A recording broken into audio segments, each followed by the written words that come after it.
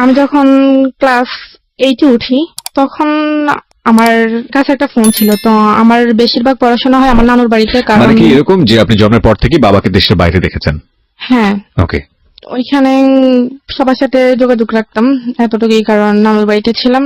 তো উনি বেশি একটা কিছু বুঝতো না, তো সেই জন্য আমার কাছে ফোনটা দেওয়া হয়েছে সবার সাথে কন্ট্যাক্ট করার জন্য। তো একদিন স্কুল থেকে আসছি 4টার সময়, এসে দেখি একটা অপরিচিত ফোন আসছে। জি। অনেকবার ফোন আসছে, তো নাম্বারটা অপরিচিত দেখে আমি আরেকবার মিস করি। ওকে। দেওয়ার পর ওইখান থেকে ব্যাক করার পর আমি সালাম দিই, যেটা বলার দরকার ভালো টালো কথা জিজ্ঞেস করি। তারপর আমি ওনার নাম জানতে চাইছি, তো উনি ওনার নাম রবিউল বলছে। আমি বললাম যে আপনি কেন ফোন দিছেন, কোত্থেকে নাম্বার পাইছেন? তো উনি বলল যে দেখেন, হয়তো আল্লাহ আপনার সাথে আমার কথা বলিয়ে দিবে, সেজন্য আমি হয়তো আপনার সাথে কথা বলতে পারছি। তো তখন আমি বলছি ঠিক আছে স্যার, ফোন টোন দিবেন না। তো বলে যে আপনার সাথে কথা বলতে কি সমস্যা? আমি বলছি যে হ্যাঁ, আমি অপরিচিত কারোর সাথে কথা বলি না। তারপরে দিন রেখে দিছে, রেখে দেওয়ার পর 2-1 দিন পর পরই ফোন আসে। তো ফোন আসার পর ভালো মন্দ জিজ্ঞেস করার পর এতটুকুই, ভালো টালো কি করেন, কি করতেছি, কি খাইছেন, এতটুকুই। মানে ওই সময়টাতে কি লোকটার নাম জিজ্ঞেস করা, কোথায় থাকে, কি করে? হ্যাঁ, অবশ্যই জিজ্ঞেস করছি। ওনার নাম বলছে রবিউল, নামটা ঠিক বলছে। উনি আচ্ছা, ওকে। একটা এজেন্সিতে কাজ করতো, ওনার বাড়ি হচ্ছে ডোমবাড়িয়া, গ্রামের নাম। জি। তো যাই হোক, ওইখানে কাজ করে। ওকে। তো একদিন আমাকে বললো যে আপনাকে একটা কথা বলবো, আপনি যদি কিছু মনে না করেন। তো আমি বলছি ঠিক আছে বলেন। বলে যে যদি হ্যাঁ হয় তো হ্যাঁ বলবেন, আর যদি না হয় না বলে দিবেন, কিন্তু রাগ করবেন না। আমি বলছি ঠিক আছে, আমি রাগ করবো না, আপনি বলেন। তো উনি আমাকে বললো যে দেখেন, আপনার কথাগুলো আমার খুব ভালো লাগে, আমি আপনার সাথে আপনার ফ্রেন্ড হতে চাই। ওকে। তো আমি আপনার সাথে ফ্রেন্ড হব, আমাকে একটু চিন্তা ভাবনা করতে হবে। তো বলে যে কতদিন লাগবে? আমি বলছি 6 মাসও লাগতে পারে, 1 বছরও লাগতে পারে, আবার 1 মাসও লাগতে পারে। বলে যে না না, এত লং টাইম তো নিতে পারবো না, আমি আপনাকে 1 সপ্তাহ সময় দিলাম। আমি বলছি না। তো উনি আমাকে খুব জোরাজোরি করতেছে। জোরাজোরি করার পর আমি বলছি ঠিক আছে, আমি 1 সপ্তাহ পর, তবে 1 সপ্তাহের মধ্যে আপনি আমাকে আর ফোন কল কোনো কিছু দিতে পারবেন না। আচ্ছা। তো রেখে দিছে, রেখে দেওয়ার পর 1 সপ্তাহ পর ফোন দিছে। ফোন দেওয়ার পর আমি বলছি যে হ্যাঁ ঠিক আছে, আমি আপনার বন্ধু হতে পারি, তবে 1 শর্তে। তো বললো যে কি শর্ত? আমি বলছি জাস্ট বন্ধুই, বন্ধুর বাইরে আমি আর কোনো কিছু করতে পারবো না। বলছি ঠিক আছে, করতে হবে না। তো তখন আমি ক্লাস 8-এ উঠি, জানুয়ারি মাসের কথা।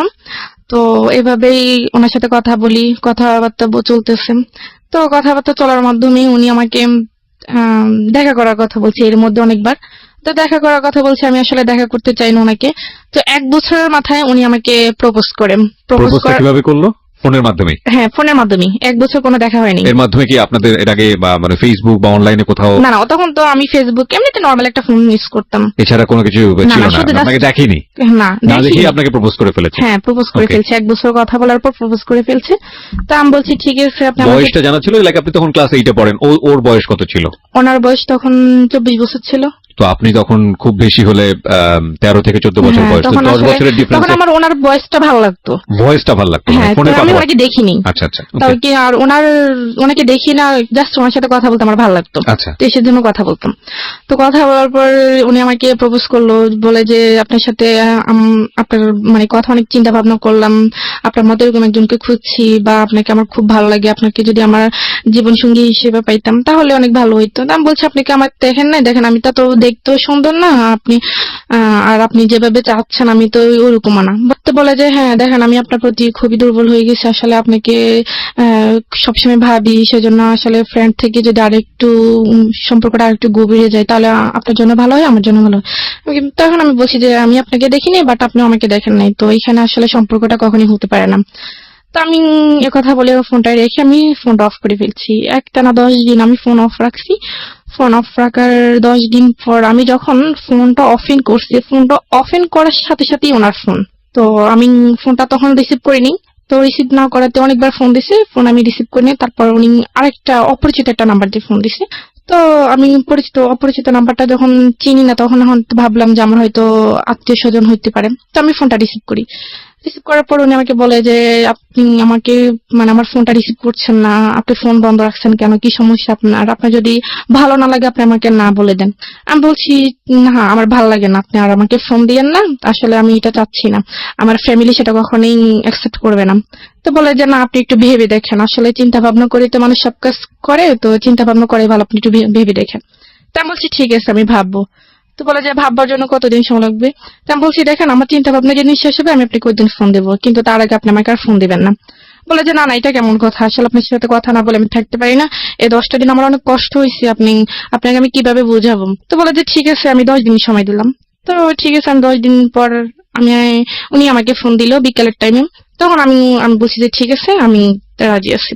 তো বলে যে ঠিক আছে, তখন তো রাজি হয়েছে। আপনি রাজি হয়ে গেলেন? হ্যাঁ আমি রাজি হই। রাজি হয়ে গেলেন কেন? মানে আপনি তো আসলে মানে চিন্তা ভাবনা করছি, আর আসলে আমি তা সে কেমন দেখতে সেটা আমি জানি না, তো তার কথাগুলো আমার ভালো লাগতো, আসলে তার কথাগুলো মানে তার আপনি সাথে নিজেও আমার, দুর্বল ছিলেন? হ্যাঁ তোর কথার মধ্যে আমি খুবই দুর্বল ছিলাম। তার মানে সে অনেক সুন্দর গুছিয়ে কথা বলতে পারে, বা তার কথাগুলো অনেক ভালোই লাগে আমার, মানে ওকে, শুনতেই মন চায়। ওকে।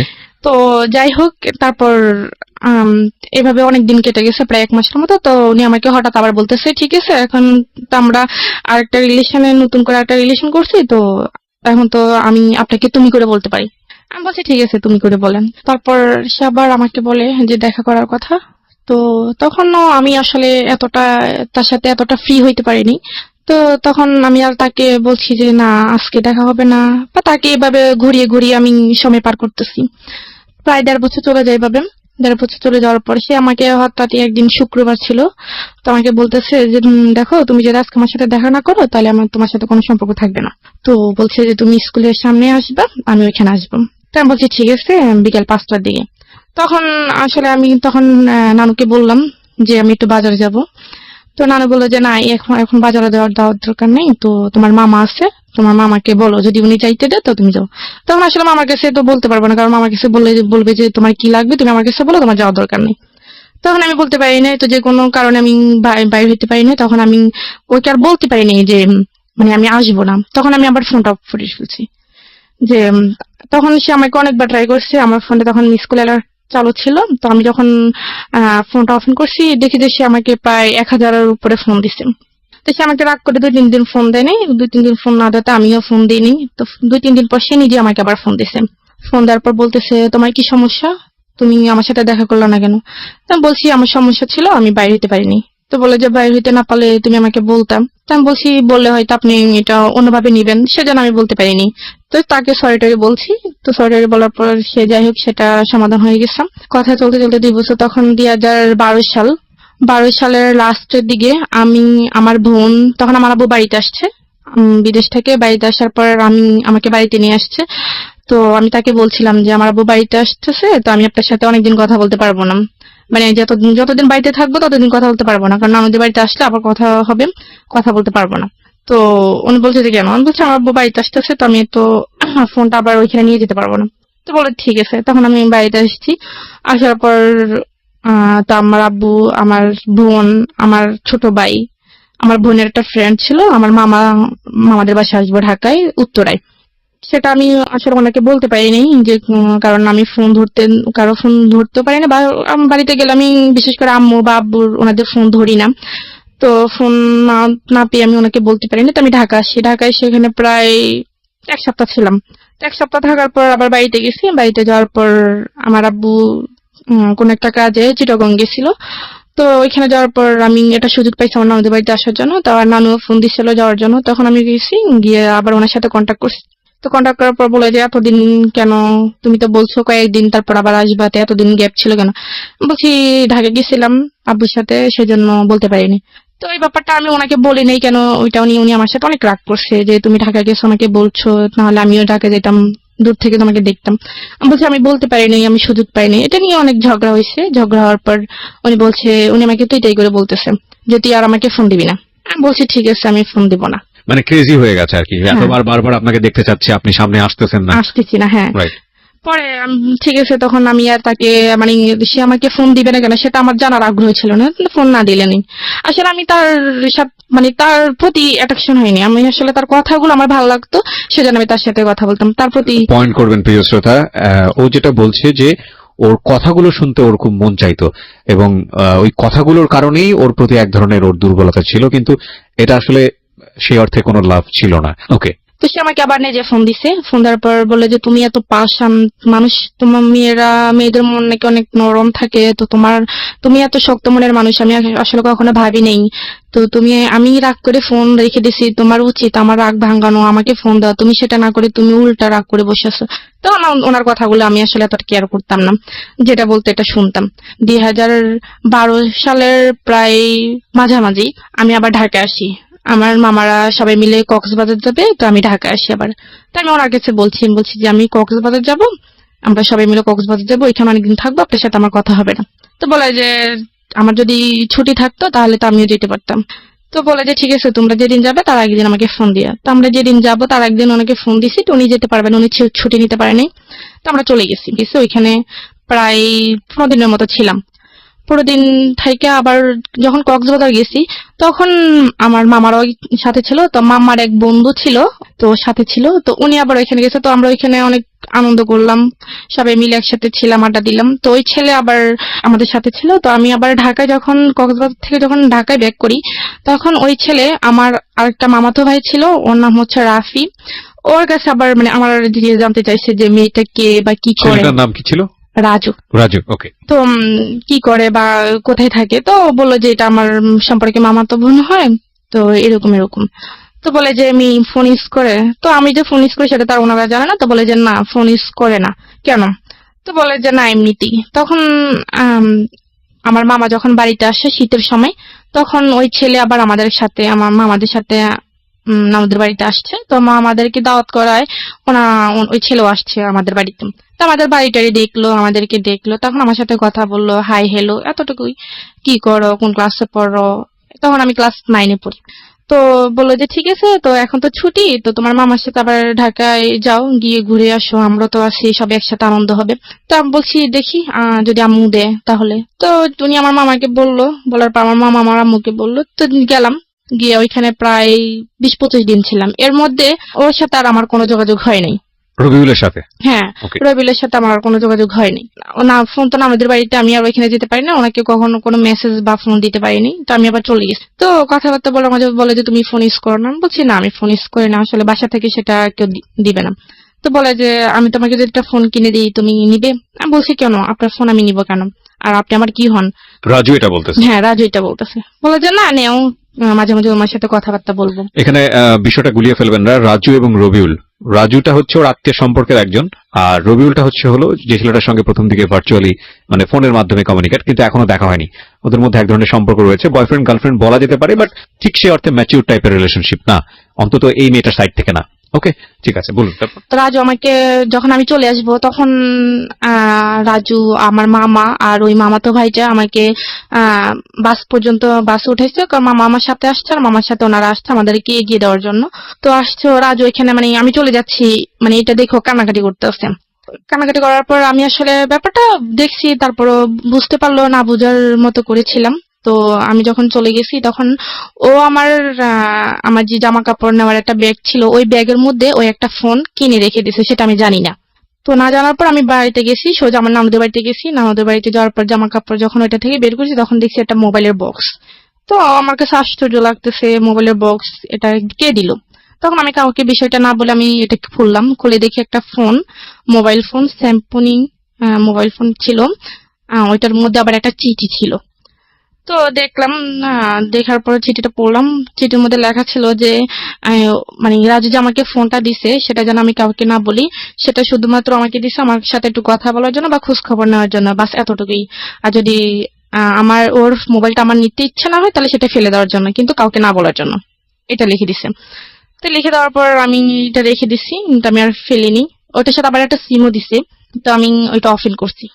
করার পর আহ, ও আবার অনেকগুলো মেসেজ করছে। আমি ফোনটা অফ করার পর অনেকগুলো মেসেজ পেয়েছি, কেমন আছি, কোথায় আছি, ওই তো রাস্তার মধ্যে ফোন দিছে। তো আবার ফোনও দিছিল মনে হয়। তখন রাত্রে বেলা আমি আর ওকে ফোন দিই নাই বা মেসেজও রিপ্লাই দিই নাই। তো রাত্রে বেলা সন্ধ্যার দিকে আমার নানু তখন নামাজ পড়তে গেছে, তো আমিও নামাজ পড়ে ফেলছি আগে, নানু পরে নামাজ পড়তে গেছে। পড়ার পর আমি ওই আমার আগের ফোনটা রবিউলের সাথে আবার আপনি নামাজ পড়েন? হ্যাঁ। বাহ, মাশাআল্লাহ। হ্যাঁ। তো রবিউলকে মিস কল দিলাম। তো মিস কল দেওয়ার পর সে সাথে সাথে ব্যাক করলো, ব্যাক করার পর রবিউলের সাথে কতদিন পরে কথা হচ্ছে? এই প্রায় 1 মাস 10 দিন। 1 মাস 10 দিন কোনো কমিউনিকেশনই ছিল না? জি না, মানে আপনার দিক থেকে আপনি অনুভবই করেননি? না কোনো অনুভবই করিনি। তার মানে বুঝতেই পাচ্ছেন ইট ওয়াজ নট লাভ অ্যাকচুয়ালি, কোনো লাভ ছিল না। নইলে 1 মাস 10 দিন অফ ট্র্যাকে থাকার সময় ও বিজি হয়ে গেছে অন্য কোনো জায়গাতে, রবিউল মাথা থেকে আউট হয়ে গেছে, কিন্তু যখনই ও ফিরে এসছে সময় হাতে আছে তখন আবার রবিউলকে সে নক করছে। তারপর ফোন দিলাম, ফোন দেওয়ার পর ও ফোনটা রিসিভ করার সাথে সাথে খুব কান্নাকাটি করতেছে, অনেক মানে বাচ্চাদের মতো খুব জোরে জোরে কান্নাকাটি করতেছে, আমি কেন তাকে এতদিন ফোন দিইনি। তখন আমি তাকে ব্যাপারটা বুঝিয়ে বলছি, বুঝিয়ে বলার পর সে আমাকে বলতেছে আমি তোমার সাথে কালকেই দেখা করতে চাই। আমি বলছি এটা কখনোই সম্ভব না, আমি কালকে দেখা করতে পারবো না, আমার যখন সময় হবে আমি তখনই আপনাকে ফোন দিব, আপনি আমার সাথে দেখা করিয়েন। এর মধ্যে রাজু আবার আমার মামাতো ভাই যেটা, যার মাধ্যমে পরিচয় হয়েছিল, সে আবার আমার নানুদের বাড়িতে আসছে। তো রাজু আবার আমার নানুদের বাড়িতে আসছে, আসার পর সে আমাকে ভালো টালো কথা জিজ্ঞেস করছে, জিজ্ঞেস করার পর আমার নানুর সাথে কথা বললো, কথাবার্তা বলার পর সে 2 দিন ছিল, 2 দিন থাকার পর সে আবার চলে গেছে। চলে যাওয়ার 5-6 দিন পর রাজু তার আম্মুকে পাঠাইছে, রাজুর আব্বু নাই, তার আম্মুকে পাঠাইছে, পাঠাইছে আমার নানুর কাছে, পাঠাইছে সে আমাকে বিয়ে করবে, একটা বিয়ের প্রস্তাব নিয়ে আমাকে সে পাঠাইছে। সে কি করতো সেই মুহূর্তে? সেই পড়াশোনা করতো, অনার্স করতো। এই অবস্থায় বিয়ের প্রস্তাব দিয়ে পাঠিয়েছে? হ্যাঁ, আর ওরা মানে ঢাকায় স্থানীয় ছিল। ওকে। প্রস্তাব পাঠাইছে, তো পর আমার নানুকে ডিরেক্টলি বলছে যে আপনার নাতিকে তো আমার ছেলে খুবই পছন্দ করে, তো আপনাদের যদি কোনো আপত্তি না থাকে তাহলে আমরা এখানে একটা আত্মীয়তা করতে পারি। তো আমার নানু বললো যে দেখেন আমি তো ওর গার্জিয়ান না, ওর আব্বু আছে, আম্মু আছে, আমার ছেলেরা আছে, ওদের সাথে কথা বলতে হবে, আপনি ওনাদের সাথে কথা বলেন। তো রাজুর আম্মু একদিন ছিল, তারপরে দিন সকালবেলা চলে গেছেন। চলে যাওয়ার পর আমার নানু আমাকে বলতেছে যে তো রাজুর সাথে তোর কি? আমি বলছি তো না কিছু না, এমনিতে কথাবার্তা, তো এরকম কিছু না। তো বলে যে সত্যি? আমি বলছি যে হ্যাঁ। বলে যে না থাকলেই ভালো। তা আমি আর জিজ্ঞেস করিনি যে কেন আসছে বা কি আসে বিষয়। তখন আমার আব্বুর কাছে বলছে আমার মামা, রাজুর আম্মু আমার মামার কাছে বলছে, আর আমার মামা আমার আব্বুর কাছে ফোন দিয়ে বলছে। তো আমার আব্বু বলছে ঠিক আছে, ছেলের একটা ছবি দাও আর আমি খোঁজ খবর নিয়ে দেখি কেমন। তো ওনারও ছেলের পছন্দ হয়ে গেছে, ছেলেরও পছন্দ হয়েছে বা ওর আম্মুরও পছন্দ হয়েছে, মনে করেন 2 পক্ষ থেকেই সবকিছু ঠিকঠাক। এখন আহ, আমার ছোট মামা যিনি, উনি আবার আমার আব্বুকে বলতেছে যে বিয়ে তো হবেই, ছেলেও ভালো বা ছেলের ফ্যামিলিও ভালো, এখন ঋতুকে একবার জিজ্ঞেস করে দেখেন ও কি বলে। তো আমার আমার আব্বু আসলে আমাদের বন্ধুর মতোই, বাবা বললে নয়। তো পরে আমার আব্বু আমাকে জিজ্ঞেস করছে, জিজ্ঞেস করার পর আমি বললাম যে আব্বু দেখেন আমি আসলে সামনে আমার এসএসসি পরীক্ষা, তো আমি অন্তত পরীক্ষাটা দিই, আপনাকে বিস্তারিত বলবো। বলে যে ঠিক আছে পরীক্ষা দাও। তো আব্বু ওই রকম ভাবে মামাকে বলছে, মামা ওই রাজুর আম্মুকে ওরকম ভাবে বলছে, তো ওনারা বলছে ঠিক আছে পরীক্ষা পর্যন্ত আমরা অপেক্ষা করব। তো এর মধ্যে আমি আবার রবিউলকে সবকিছু বলে দিছি যে আমাকে এভাবে এভাবে দেখতে আসছে, আমার বিয়ের কথা চলতেছে, এখন আমি বলছি পরীক্ষা অবধি। তো সে বলতেছে আমি তো তোমাকে আজ পর্যন্ত দেখিই নেই, তুমি আমার সাথে একটু দেখা করো না। তা আমি বলছি কি দেখবেন, আমি তো বলছি আমি আমাকে দেখলে আপনার পছন্দ হবে না। তো দেখা এরকম এরকম করতে করতে তখন সে যে একটা এজেন্সিতে কাজ করে সেটা আমাকে বলছে, তখন আমি খোঁজ খবর নিয়ে জানতে পারি এটা আমাকে রং বলছে। মানে রবিউল আপনাকে মিথ্যা ইনফরমেশন দিয়েছে? হ্যাঁ। ওকে। তো তখন আমি বললাম যে আপনি তো আমার কাছে মিথ্যা কথা বলছেন, আপনি তো আসলে কোনো অফিসে, এরকম কোন অফিসে চাকরি করেন না, আসলে আপনি করেনটা কি আমাকে সত্যি করে বলেন, আমি আপনার সাথে দেখা করব। ওকে। তো বলে যে আমি আসলে একটা প্রাইভেট কোম্পানিতে জব করি, তো যে কোনো ভাবে এটা ওই কোম্পানির মালিক পালিয়ে গেছে, এখন আসলে আমার উপর অনেক ধার দেনা, এখন আমি আসলে বাড়ি থেকে বের হতে পারতেছি না, এখন অন্য একটা জায়গায় অ্যাপ্লাই করতেছি। তারপর আমি বললাম তো সেটা আমাকে বললেন না কেন আগে? তো বলে যে বলিনি, এমনিতে আসলে এটা একটু আমি লুকিয়ে রাখছি, এটা বলতে চাইনি। তো আমি বলছি ঠিক আছে। তো তখন তখন আমি তাকে নিজে ফোন দিতাম, আমি তাকে ফোন দিয়ে আমি তার সাথে কথা বলতাম, এমনকি সে আমার কাছে অনেকবার প্রায় 2-3 বার টাকা চাইছে তার মানে পকেট খরচের জন্য। আমি 2-3 বার প্রায় তাকে 10-12 হাজার টাকা দিছি, কিন্তু আচ্ছা। দেখা সাক্ষাৎ কোনো কিছুই না। আচ্ছা। তখন আমি যখন বিয়ের ব্যাপারটা বলছি তখন আম্মু আমাকে বলল যে দেখ ছেলেও ভালো, ছেলের ফ্যামিলিও ভালো, তুই রাজি হয়ে যা, এসএসসি পরীক্ষার পরে বিয়েটা হয়ে যাক, তুই রাজি হয়ে যা, অন্য কোথাও যদি কোনো কিছু থেকে থাকে সেটা বাদ দিয়ে দে। তা আমার আম্মা আমাকে এভাবে বলছে, তখন আমি একটু ডাউট করছি যে আমার আম্মা আমাকে হয়তো একটু সন্দেহ করছে। জি। তো সন্দেহ করার পর আমি তাকে আবার রবিউলকে বলে দিচ্ছি, বলে দেওয়ার পর আমি বলছি দেখেন আপনার সাথে যা হওয়ার হয়ে গেছে, আমি আপনার সাথে আর কথা বলতে পারবো না, তা আপনি আমাকে ক্ষমা করে দেন, আপনার সাথে যদি কোনো বেয়াদবি করে থাকি আসলে এভাবে আমি ফ্যামিলির বাইরে যেতে পারবো না। এটা রবিউলকে বললেন? হ্যাঁ আমি রবিউলকে বলছি। তখন রবিউল তো অনেক কান্নাকাটি, খুব কান্নাকাটি করছে। সে ও কি বাসার ঠিকানা জানতো? আপনার বাসার ঠিকানা? হ্যাঁ সে আমার বাসার ঠিকানা জানতো, আমি আচ্ছা। তাকে সবকিছু সত্যি বলে সঠিক দিয়েছি। বলেছেন, হ্যাঁ। তখন সে খুবই কান্নাকাটি করছে, সে বলতেছে ঠিক আছে আমি তোমাদের বাড়িতে আসতেছি। আমি বলছি যে না, আমার যদি ভালো চান আপনি কখনোই আমাদের বাড়িতে আসবেন না, আর আসলে অনেক খারাপ হয়ে যাবে। তখন আমি তাকে এরকম কোনো কিছু বলার পর সে আসেনি। আসার পর সে বলছে ঠিক আছে তুমি আমাকে তো বিয়ে করবে না নাকি? আমি বলছি যে হ্যাঁ করবো না। তো বলে যে ঠিক আছে তাহলে তুমি আমার সাথে শুধু একবার দেখা করো, একবার দেখা করার পর আমি তোমাকে কথা দিতেছি জীবনে তোমাকে আর ফোন দিব না। তো আমি বলছি একবার দেখা করে কি লাভ? সে বলে যে আমি কেমন মেয়ের সাথে কথা বলছি, তার তাকে শুধু একবার দেখার ইচ্ছে, আর কিছুই না। আমি বলছি আপনি কথা দিচ্ছেন তো? তো সে বলতেছে যে হ্যাঁ আমি কথা দিছি। তো এর মধ্যে সে আবার ব্রাহ্মণবাড়িয়া, সে এখানে একটা আপনার মাইক্রো ক্রেডিট একটা চাকরি পাইছে জি।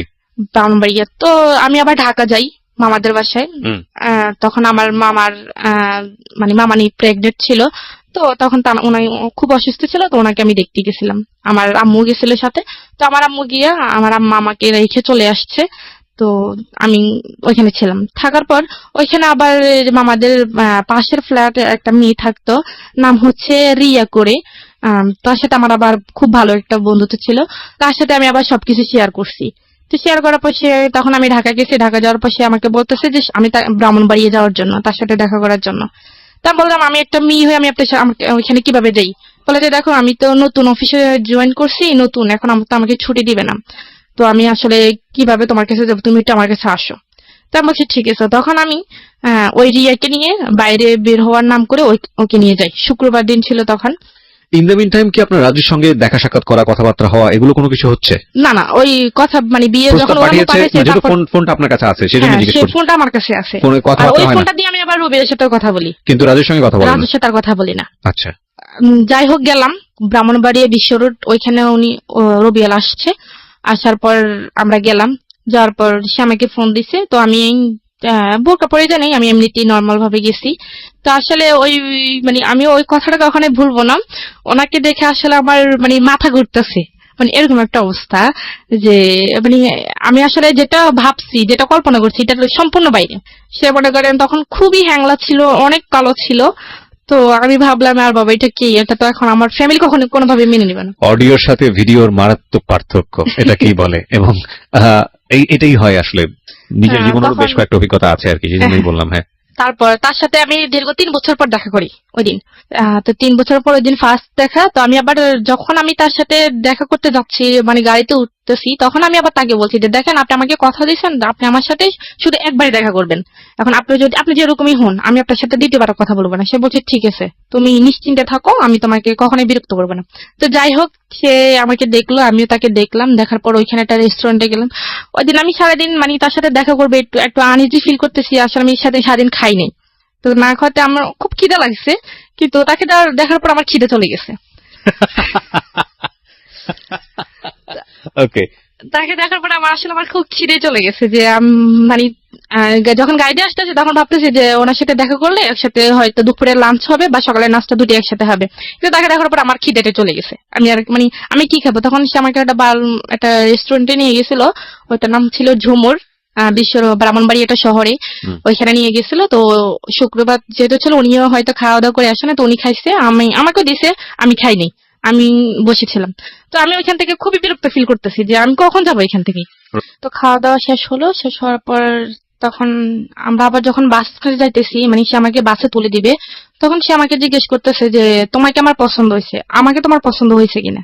তখন আমি বলছি ঠিক আছে আপনি তো আমাকে বলছেন যে আপনি আমার সাথে আর কখনোই দেখা করবেন না বা কথা বলবেন না, এটা কেমন কথা? এটা এখন তো আপনি আমার কথার সাথে কাজের কোনো মিল নেই, এটা তো কখনোই সম্ভব না। আমি আপনাকে বিশেষ করে আপনার সাথে দেখা করতে আসছি, আর আপনি এখন এটা কি বলতেছেন? বলে যে না দেখো আমি বলে ফেলছি, এটা তোমাকে শুধু তোমাকে দেখার জন্য বলছি, আমি মন থেকে এটা বলিনি। আমি বলছি ঠিক আছে আমি আগে বাসায় যাই, আমি অনেক টায়ার্ড, আমি খুবই ক্লান্ত, অনেক জার্নি হয়েছে, আমি বাসায় যাই। তো আমার ফোনে চার্জ ছিল না। তো আমি যখন গাড়িতে উঠি তখন আমার ফোনে মোবাইলটা বন্ধ হয়ে গেছে। তো আমি বাসায় গেছি, বাসায় গিয়ে গোসল করলাম, গোসল টোসল করে বা ফ্রেশ হয়ে খাওয়া দাওয়া করে বাসায় গিয়ে মোবাইলটা চার্জে দিয়েছি, বন্ধ রেখে চার্জে দিয়েছি, মোবাইলটা খুলিনি। তো অনেকক্ষণ সময় হয়েছে, যখন বাসায় আস্তে আস্তে 6টা বাজছে। তো আমি ওনার সাথে আমি ফোনটা অফেন করি 8টার সময়। তো ফোনটা অফেন করার সাথে সাথে উনি আমাকে ফোন দিচ্ছে। তো বলতেছে এই তুমি আমাকে কেন এতক্ষণ ফোন দেওয়া নেই, মোবাইল বন্ধ ছিল কেন? জানো আমি কতক্ষণ টেনশন ছিলাম যে তুমি আমাকে কেন ফোন দেওয়া নেই। আমি কত টেনশনে ছিলাম, আমাকে টেনশন রাখতে ভালো লাগে, মানে সে এরকম করে কান্নাকাটি করতেছে। আচ্ছা। তো আমি বলছি যে দেখেন আপনি কান্নাকাটি করতেছেন কেন, আসলে আমি আপনাকে ফোন দিব কেন, আপনি তো বলছেন আপনার সাথে আমার কোনো কথা হবে না, তাহলে আপনি আমাকে ফোন দিচ্ছেন কেন, আপনি আমাকে দয়া করে আর ফোন দিয়েন না, আমি আপনার কথার উপর বিশেষ করে আপনার সাথে দেখা করছি, সেজন্য এটা না যে আপনার সাথে আবার কথা বলতে হবে। তখন সে আমাকে বলতেছে যে তুমি যদি আমার সাথে কথা না বলো আমি মরে যাব, আমি ট্রেনের তলে নিজে জীবন দিয়ে দিব, আমি ফাঁসি দিব, মানে এরকম বিভিন্ন রকমের ব্ল্যাকমেল করতেছে। তো করার পর আমি ফোনটা রেখে দিচ্ছি। তখন ওনার সাথে আমার মানে কথাই বলতে ভালো লাগতেছে না, যে কি কথা বলবো আসলে। তখন মনে হইতেছে যে একটা মানুষকে যদি মনে দেখে ভালো না লাগে তখন তার সাথে কথা বলাটা আসলে ভালো লাগতো। তখন ওনার কথাগুলো তখন আর আমার কাছে ভালো লাগতো না, কিন্তু দেখা করার আগে ওনার কথাগুলো আমার খুব ভালো লাগতো, কিন্তু তখন আর দেখা করার পর মানে কথাগুলি ভালো লাগতো না। তখন আমি আহ রেখে দিছি। রেখে দেওয়ার পর উনি আমাকে বারবার ফোন দেয়, আমি ফোন রিসিভ করি না। তারপর আমি নাম্বারটা ব্ল্যাক লিস্টে রাখিয়ে দিছি। তো রেখে দেওয়ার পর সে আমাকে বিভিন্ন নাম্বার থেকে ফোন দিচ্ছে। ফোন দেওয়ার পর আমি ফোন মানে কোনোভাবে রিসিভ করি না। তো তার এক কলিং ছিল, আমি ওনার নামটা বলতে চাচ্ছি না। তো তার এক কলিং ছিল, সে আমাকে ফোন দিছে। ফোন দেওয়ার পর বলতেছে কি আমি কি ঋতুর সাথে কথা বলতে পারি? আমি বলছি হ্যাঁ আমি ঋতু, আপনি বলেন। তো বলে যে আপনি কি রবিউলকে চিনেন? আমি বলছি কোন রবিউল? বলে যে ওই যে ওই দিন শুক্রবারে দেখা করতে গেছেন ওই রবিউল। আমি বলছি না আমি এরকম আমি কাউকে তো চিনি না, আমি কারোর সাথে দেখা করিনি, আপনি কেন ফোন দিচ্ছেন? তো বলে যে এখন তখন আমি ফোনটা রেখে দিছি। ফোনটা রেখে দেওয়ার পর উনি আবার ফোন দিছে। তখন আমি আবার ফোনটা কেটে দিছি। তো বারবার ফোন দিতেছে। তখন আমি বলছি যে আপনার সমস্যাটা কি, আপনি আমাকে বারবার ফোন দিয়ে ডিস্টার্ব করতেছেন কেন? আমি তো বলছি আমি রবিউল নামে কাউকে চিনি না, আপনি হয়তো ভুল নাম্বারে ডায়াল করছেন। তো বলতেছে যে দেখুন আপু আপনার সাথে আমি একটু 2 মিনিট কথা বলবো, আমাকে প্লিজ 2 মিনিট সময় দেন। তা আমি বলছি ঠিক আছে 2 মিনিট, তার বেশি না। বলে যে দেখেন রবিউল কিন্তু অনেকগুলো ঘুমের ওষুধ খেয়ে ফেলছে, আর ওর অবস্থা খুবই খারাপ, ও এখন কি জানি কয় স্যালাইনে আসছে, ডাক্তার আসছে স্যালাইন টেলাইন দিছে, ও আজকে 2-3 দিন খাওয়া দাওয়া সব বন্ধ করে দিছে। দেখেন আপনি কি চান আপনার জন্য একটা মানুষ মারা যাক? আমি বলছি আমি কেন চাইবো, আমি তো ওনাকে বলিনি যে আমার জন্য উনি মরুক, আমি তো বলিনি যে ও আমার জন্য না খেয়ে থাকুক, উনি এমন করতেছে কেন? বলে যে একটা মানুষ যদি একটা মানুষের সাথে কথা বললে তার জীবনটা বেঁচে যায়, তাহলে তো সেটা আমার মনে হয় সেটা একটা ভালো কাজ। আপনি যদি আপনার ভালো কাজের জন্য যদি ওই মানুষটার জীবন মানে প্রাণে বেঁচে যায়, তাহলে তা আপনি আল্লাহর কাছে ভালো পাবেন। উনি উনি আমাকে এরকম করে বলতেছে। তখন তখন আমার কাছে একটু খারাপ লাগে, আমি বলছি মানুষটা আসলে সত্যি সত্যি যদি আবার মরে টরে যায় তখন তো মানে আপনার অন্তরে একটু মায়া হয়েছে তার হ্যাঁ জন্য। মায়া হয়েছে। ওকে। তখন আমি বলছি ঠিক আছে তো ওনার কাছে দেন। তো বলে যে উনি তো এখন অজ্ঞান অবস্থায় আছে, ওনার জ্ঞানে আসলে আমি আপনাকে ফোন দিব। তো বিকেলের দিকে উনি আবার ফোন দিচ্ছে। ফোন দেওয়ার পর বলতেছে যে নেন রবিউল ভাইয়ের সাথে কথা বলে। তো আমি বলছি তখন আমি ওনাকে তুই তাই করে বলছি। আমি বলছি যে তোর সমস্যা কি, তুই আমাকে বলছস যে তুই আমার সাথে কথা বলবি না, আমাকে আর ফোন দিবি না, তো তুই এরকম করতেছস কেন? তুই কি আমাকে ফাঁসাতে চাইতেছস? সামনে আমার বিয়ে, আমি তো তোর সাথে কখনোই কথা বলতে পারবো না। তো সে আমাকে বলতেছে তুমি আমাকে যা গালি দাও মারো যাই করো আমি তোমাকে বারবার ফোন দেবো, আর তুমি যদি তাও আমার ফোন রিসিভ না করো বা মোবাইল বন্ধ করে রাখো সমস্যা না, আমি তোমার বাড়ি চিনি, আমি তোমার আব্বু আম্মুকে গিয়ে বিস্তারিত যা বলার বলে দিব। তো আমি বলি কি বলবেন? বলে যে যা বলার বলবো, যাতে তোমার আব্বু আম্মুও কখনো মুখ দেখাইতে না পারে আর তুমি না দেখাইতে পারো। তখন আমি বুঝতে পারছি সে আমাকে এক ধরনের ব্ল্যাকমেল করতেছে। রাইট। তখন আমি বলছি যে ঠিক আছে তাহলে আমাকে কি করতে হবে? বলে যে তুমি আমার সাথে কথা বলবা। আমি বলছি ঠিক আছে আমি কথা বলবো। মানে আপনি ভয় পেলেন? হ্যাঁ আমি ভয় পেয়ে গেছি, কারণ ও আমার বাসা চেনে বাড়ি চেনে। এখন যদি আমাকে বাবাও বাড়িতে থাকে না? হ্যাঁ তখন কি বাবা বাড়িতে থাকতো না সৌদি আরবে? না বাড়িতে বাবা চলে গেছে। দেশের বাইরে চলে গেছে। হ্যাঁ দেশের সুতরাং বাইরে। ভয় হয়েছে, বড় ভাই যেহেতু শাসন করতে পারে। হ্যাঁ এখন আম্মু তো আছে, এখন আর বলছে যে সে বাড়ির আশেপাশে মানুষদেরকেও জানাইবে। ওকে। তা আমি তার সাথে কথা গ্রামে একটা মেয়ের কুৎসা রটনা হওয়া বা মেয়েটার নামে একটা কিছু রটনা হওয়া, এটা কিন্তু বাতাসের আগে আগে দৌড়ায় গ্রামগঞ্জে, এবং এটা খুব হ্যাঁ স্বাভাবিক। সে আমার মানে কথাগুলো রেকর্ড করে ফেলছে। কথাগুলো রেকর্ড করছে, হ্যাঁ। ফোনের কথাগুলা, হ্যাঁ। আগের কথাগুলা। হ্যাঁ তখন মানে যখন ভালোভাবে কথা বলছি তখন ওই দিন আমাকে বলছে যে তোমার কথাগুলো কিন্তু আমি রেকর্ড করে ফেলছি। তখন আমি বিশ্বাস করতে চাইনি। তো সেই ওই যে ছেলেটা আমাকে ফোন দিছিল ওর কথা বললো, ওই ফোন নাম্বার থেকে ফোন দিয়ে ওই আমার রেকর্ড গুলো শোনাইছি। তো আমি তখন আরো বেশি ভয় পেয়ে গেছি যে সত্যি সত্যি যদি বলে দেয়, এখন রেকর্ড গুলো যদি সবাইকে শোনে, এখন তো তার কাছে হাতে নাতে প্রমাণ আছে, এখন তো আমি যদি বলি কেউ আমার কথা বিশ্বাস করবে না। তখন আমি বলছি ঠিক আছে আমি আপনার সাথে কথা বলবো। তো কথা বলবো এইভাবে আরো ধরেন 2 মাস কেটে গেছে। 2 মাস কেটে গেছে, এর মধ্যে আমার পরীক্ষা, আমি এসএসসি পরীক্ষা দিছি। তো এসএসসি পরীক্ষা যেদিন শেষ হবে সেদিন বিকেলে সে আমাকে ফোন দিছে, না তার আগের দিন বিকেলে ফোন দিছে। তার আগের দিন বিকেলে ফোন দিয়ে বলতেছে যে তোমার এসএসসি পরীক্ষা, তোমার তো কালকে পরীক্ষা শেষ, তাহলে তুমি তার স্কুলে যেতে পারবে না, বাসা থেকে বের হতে পারবে না, তুমি আমার সাথে জাস্ট একটু দেখা করবা, আমি তোমার সাথে দেখা করব, অনেকদিন দেখা করি না। আমি বলছি ঠিক আছে আমি দেখা করব। তখন আমাদের থানা লাকসাম থানা লাকসাম বলছি যাওয়ার জন্য। তা আমি পরীক্ষা টরীক্ষা দিয়ে আমি সোজা বাড়িতে না গিয়ে আমি লাকসাম চলে গেছি তো তার সাথে দেখা করার জন্য। তো সে ওইখানে তার কিছু বন্ধু বান্ধব আসছে, আসার পরে সে আমার সাথে কথাবার্তা বললো। সে বললো যে চলো আমরা একটু ঘুরে আসি। লাকসাম ফয়জুন্নেসা কলেজের নাম মনে হয় শুনছেন। ওইখানে সে আমাকে বলে যে ওই জায়গাটা একটু সেফ আছে, আমরা একটু কথা বলি। আমি বলছি যে না, আমি কথা বলতে পারবো না, আমাকে বাসে যেতে হবে, বাসে সবাই টেনশন করবে, আমি বলে আসিনি। বলছে যে না, একটু সময় 5 মিনিট সময় দাও। তখন আমি এখানে গেছি, দেখি যে তার অনেকগুলো বন্ধু, তার প্রায় 10-12 জন তার বন্ধুরা চলে এসছে। চলে এসে আমাকে ভাবি টাবি বলতেছে, ভালো টালো। তখন আমার কাছে আশ্চর্য লাগতেছে, আমি কি ব্যাপার, ওরা কোথেকে আসছে? বলে যে এখানে ওরা অনেকদিন পর, ওরা ঢাকার বাইরে থাকে, কেউ চিটাগাং থাকে, কেউ বরিশাল থাকে, বিভিন্ন রকম বিভিন্ন জন বিভিন্ন জায়গায় থাকে। তারা এখানে আসছে, তো তোমাকে দেখতে চাইছে, এই জন্য দেখাইতে আসছি। তখন আমি বলছি ঠিক আছে তাহলে আমি চলি। তখন আমার কাছে একটু ডাউট লাগছে, তখন ওদের মানে ভাব ভঙ্গি আমার ভালো লাগতেছে না। তো আমি চলে যাওয়ার জন্য বলছি, সে আমার হাতটা ধরে ফেলছে, মানে ধরে বলছে না। তখন আমার মানে আমি রাগ করে ফেলছি যে আপনি সমস্যা কি, আপনি আমাকে আমার হাত ধরছেন কেন, আপনি আমার হাত ছাড়েন। বলে যে না, তুমি আসছো তোমার ইচ্ছায়, তুমি তো তোমার ইচ্ছে যেতে পারবো না, তুমি আমার ইচ্ছে যেতে হইব। আমি বলছি আপনি আমার হাত ছাড়বেন নাকি আমি এখানে চেঁচামেচি করবো? বলে যে চেঁচামেচি করো, করলে কয়জন তোমার কথা বিশ্বাস করবে? সবাই আমার পক্ষে, তোমার পক্ষে তো কেউ নেই। তো আমি বলছি আপনার সমস্যাটা কি? বলে যে আমি তোমাকে বিয়ে করবো। আমি বলছি আপনার মাথা ঠিক আছে, আপনি কেন আমাকে বিয়ে করবেন? আর আমি তো আপনাকে কখনোই ভালোবাসিনি, আপনি জাস্ট আপনি বলছেন আপনার সাথে কথা বলার জন্য। আমি আপনার সাথে কথা বলতেছি, আমি তো বলি না আপনাকে বিয়ে করবো। বলে যে আমাকে বিয়ে করতে হবে, আমি তোমাকে আজ এক্ষুনি বিয়ে করবো, সবকিছু রেডি আছে, তুমি শুধু যাবে, গেলে বিয়েটা হয়ে যাবে। আমি বলছি কখনই না, আমি কখনোই বিয়ে করতে পারবো না। বলে যে বিয়ে করবা নাকি আমি তোমার কি জানি বাবা মার মুখে চুনকালি মাখবো? আমি বলছি মাখেন, যা করার আপনি করেন, আপনি আমার হাত ছাড়েন। বলে যে না, তুমি এখান থেকে যেতে পারবে না। তখন সে এক প্রকার আমার সাথে যোগাযোগ করতেছে। এই বন্ধু বান্ধব সবার সামনে? হ্যাঁ, সবার সামনে সে আমার সাথে জোরাজুরি করতেছে, আমার হাত নিয়ে টানাটানি করতেছে। তার বন্ধুরা তার পক্ষে। আপনার সঙ্গে কেউ ছিল? আমার সাথে কেউ ছিল না, আমি একাই ছিলাম ওইখানে। তো তখন আমি অনেক ভয় পেয়েছি, তখন আমি খুব কান্নাকাটি করতেছি। তখন ওই আবার ওই কলেজের মাঠেই মনে করেন বিকেল টাইমে খুবই ফাঁকা ছিল, আর আশেপাশে কোনো লোকজন ছিল না যে আমি কাউকে ডেকে মানে আমার সমস্যার কথা বলবো। তখন তার একটা বন্ধু একটা প্রাইভেট কার নিয়ে আসছে, নিয়ে এসে আমাকে মানে টান মেরেই মানে গাড়ির ভিতরে ঢুকিয়ে ফেলছে। ঢুকিয়ে ফেলার পর তখন কি জানি মানে তারপর কি হয়েছে আমি আর জানি না। তখন আমার যখন জ্ঞান আসছে, তখন আমি একটা রুমের মধ্যে, একটা বাসার মধ্যে ছিলাম, ফ্যামিলি বাসার মধ্যে ছিলাম। তখন আমার চোখে পানি টানি দিছে, দেওয়ার পর তখন বাড়ি তখন জ্ঞান ফিরছে ঠিকই, কিন্তু আসলে আমি কথা বলার অবস্থার মধ্যে ছিলাম না। তো তারপর ওইখানে একটা মহিলাকে দেখলাম। তো উনি আমাকে বললো যে তুমি ঠিক আছো? তা আমি বলছি আমি কোথায়, আমি বাড়ি যাব, আমাকে বাড়িতে নিয়ে যান।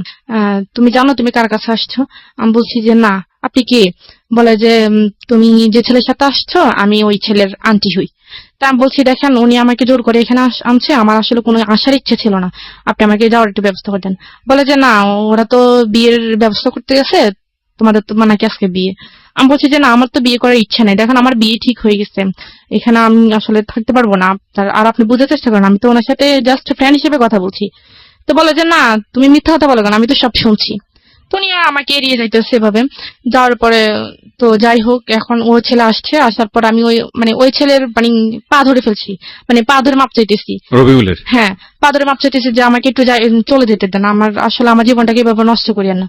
তো সে বলতেছে যে আমার মধ্যে কি নেই, আমি তোমার জীবন কেন নষ্ট করবো, আমি তোমাকে বিয়ে করতে চাই, এমন তো না যে তোমাকে নিয়ে টাইম পাস করতেছি বা তোমাকে নিয়ে কোথাও গিয়ে সময় কাটাতেছি, আমি তো তোমাকে বিয়ে করতে চাই।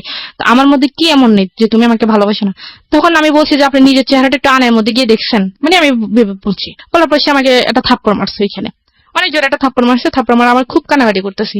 কান্নাকাটি করার পর বলতেছে যে তুই যদি আমাকে বিয়ে না করস, এখানে তুই আমার লাশ দেখবি। আমি বলছি আপনি মরেন, যাই করেন, এটা আপনার ইচ্ছা, আমি আর আপনার কোনো কথাই আমার মন গলবে না। তখন সে কি করছে, একটা তরকারি কাটার যে ছুরিগুলা, ওইগুলা এসে তার হাতের মধ্যে একটা করে দিচ্ছে। হ্যাঁ, তো অনেকগুলো রক্ত বাইরে দিতেছে। তো বাইরে হওয়ার পর আমার তখন খারাপ লাগছে, তখন আমি দৌড়ে গিয়ে তার হাতটা চেপে ধরছি যাতে রক্ত বাইরে না হয়। তো চেপে ধরার পর তার আন্টি আমি ডাক দিচ্ছি, ডাক দেওয়ার পর উনি আইসা ব্যান্ডেজ করে দিছে। তারপর তো বলে যে ওই ছেলে আমাকে বলে যে এখন তো দেখছো আমি তোমাকে কতটা ভালোবাসি, এখন তুমি কি চাও আমি তোমার জন্য মরে যাই? তখন আমি আসলে এক ধরনের রাজি হয়ে গেছি। আমি বলছি ঠিক আছে আমি রাজি। তো আমি বলছি যে আমি রাজি এক সপ্তাহে, তো আমি বিয়ের পর আমি বাড়িতে চলে যাব। তো সে বলছে যে না, বিয়ের পর তো আমি বাড়িতে যাওয়ার জন্য তো তোমাকে বিয়ে করবো না, আমি বিয়ে করব তোমাকে আমার কাছে রাখার জন্য। তো যাই হোক, বিয়েটা হয়ে গেছে। 9 লাখ টাকা কাবিননামা ছিল। সে আমাকে বলছে যে কাবিননামা কত টাকা হবে। তখন আমি বলছি যে আপনার ইচ্ছে। তখন আসলে আমার ওই মানসিকতা, মানে বিয়ের জন্য যে একটা প্রস্তুত থাকা, আমি আসলে ওইরকম ছিলাম না। তখন আমি বলছি আপনার যত ইচ্ছে তো। না তুমি বলো। আমি বলছি যে ঠিক আছে 10 লাখ টাকা। তো কাজী বলতেছে ঠিক আছে, কেউ কিছু বলা দরকার না, আমি একটা বলে দিই। তো উনি 9,01,01 টাকা বলছে। আপনার বয়স হয়েছিল বিয়ের? জি না, আমার বয়স তখন, আমি ক্লাস এসএসসি পরীক্ষা দিছি, তখন আমার 16 বছর সামথিং, সর্বোচ্চ হলো 15-16 বছর। হ্যাঁ তখন Okay. চলে। তো তখন আবার আমার কাজী কত বয়স দেখালো? ওখানে 20 বছর দিছে।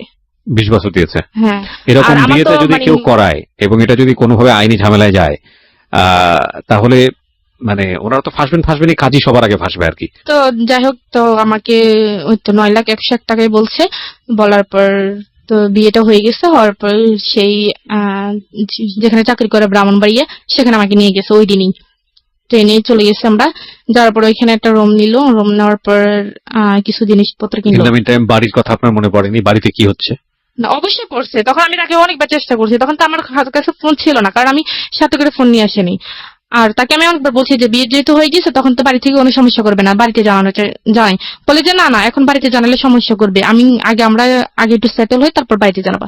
তখন মানে সে যেভাবে বলতেছে সেভাবে, কারণ মানে তার কথা যদি আমি একটু মানে নজর করি, সে আমাকে ছুরি টুরি দিয়ে ভয় দেখায়, তারপর হাত কাট নিয়ে মানে ভয় দেখায়। তখন আমি আসলে অতটা ইয়ে ছিলাম না।